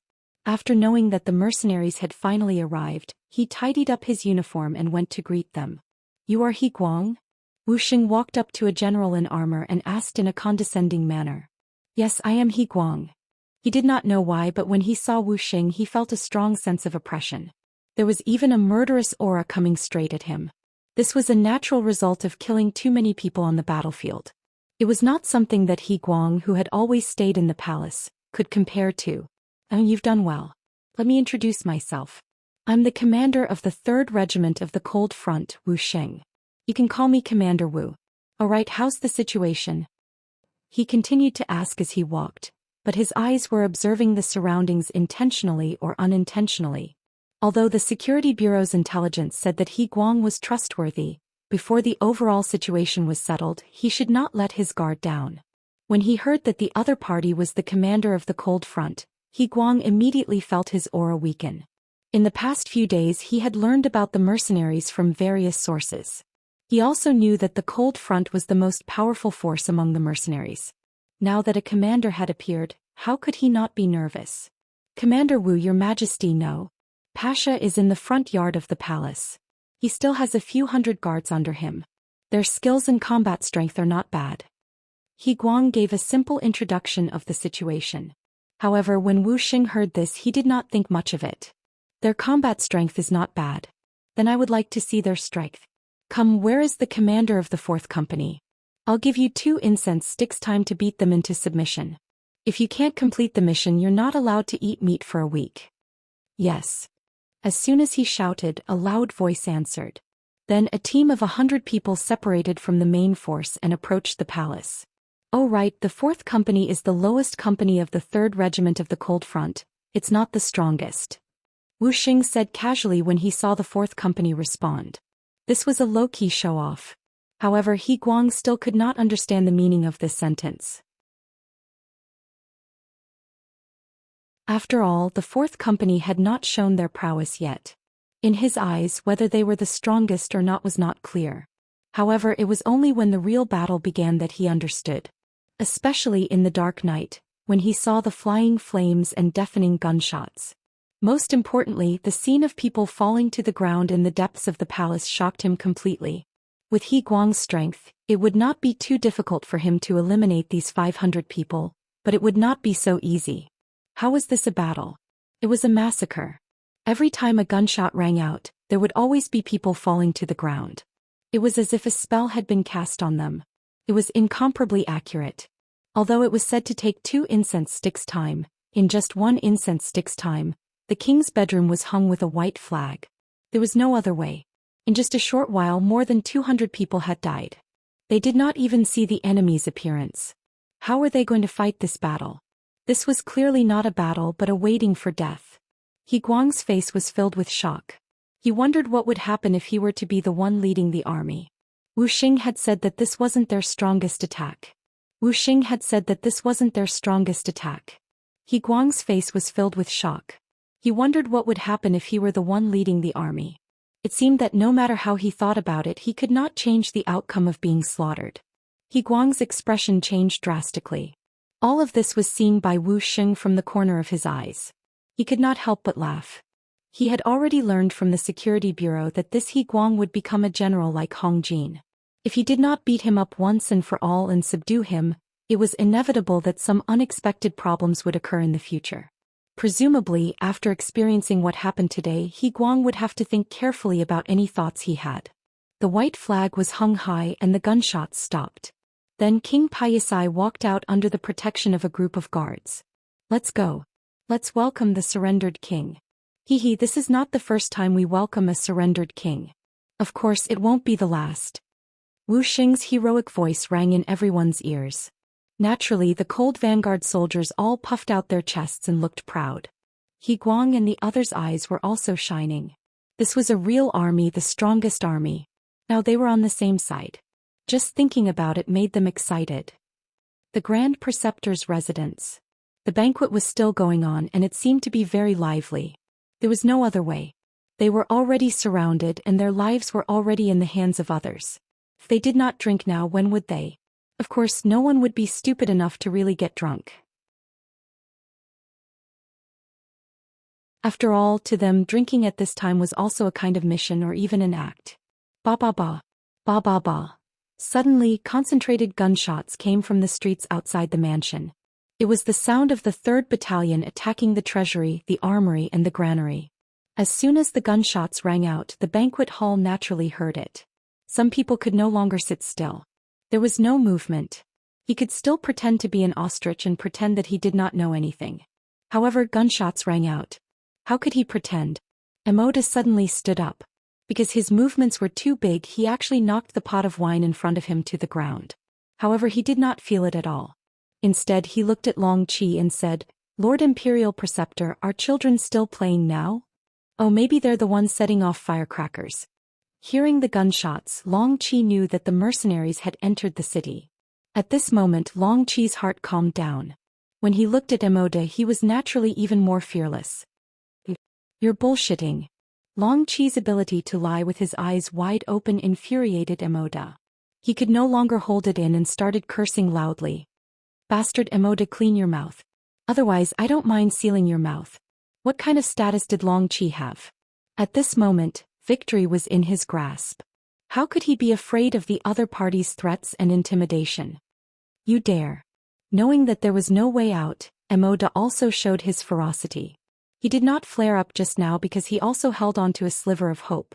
That was, without him appearing, the king would be able to solve the problem. But now even gunshots could be heard outside. It was obvious that his hope had turned into a dream. At this moment he had to rely on himself. Immortal, who had no way out, decided to show his might and rush out. However, he definitely couldn't beat the guards outside, so he set his target on Long Qi. If he could capture this person alive, perhaps he would have a chance to escape. Protect the Imperial Preceptor. The 6 guards nearby saw that something was wrong with Immortal's mood. After shouting, they drew their swords and rushed forward. At this moment, Immortal also rushed over with 4 guards. In an instant they started fighting and the banquet became incomparably chaotic. You're tuning in to the Zhou Xian's Legacy YouTube channel. Don't forget to subscribe and join us on this journey to catch the most captivating stories.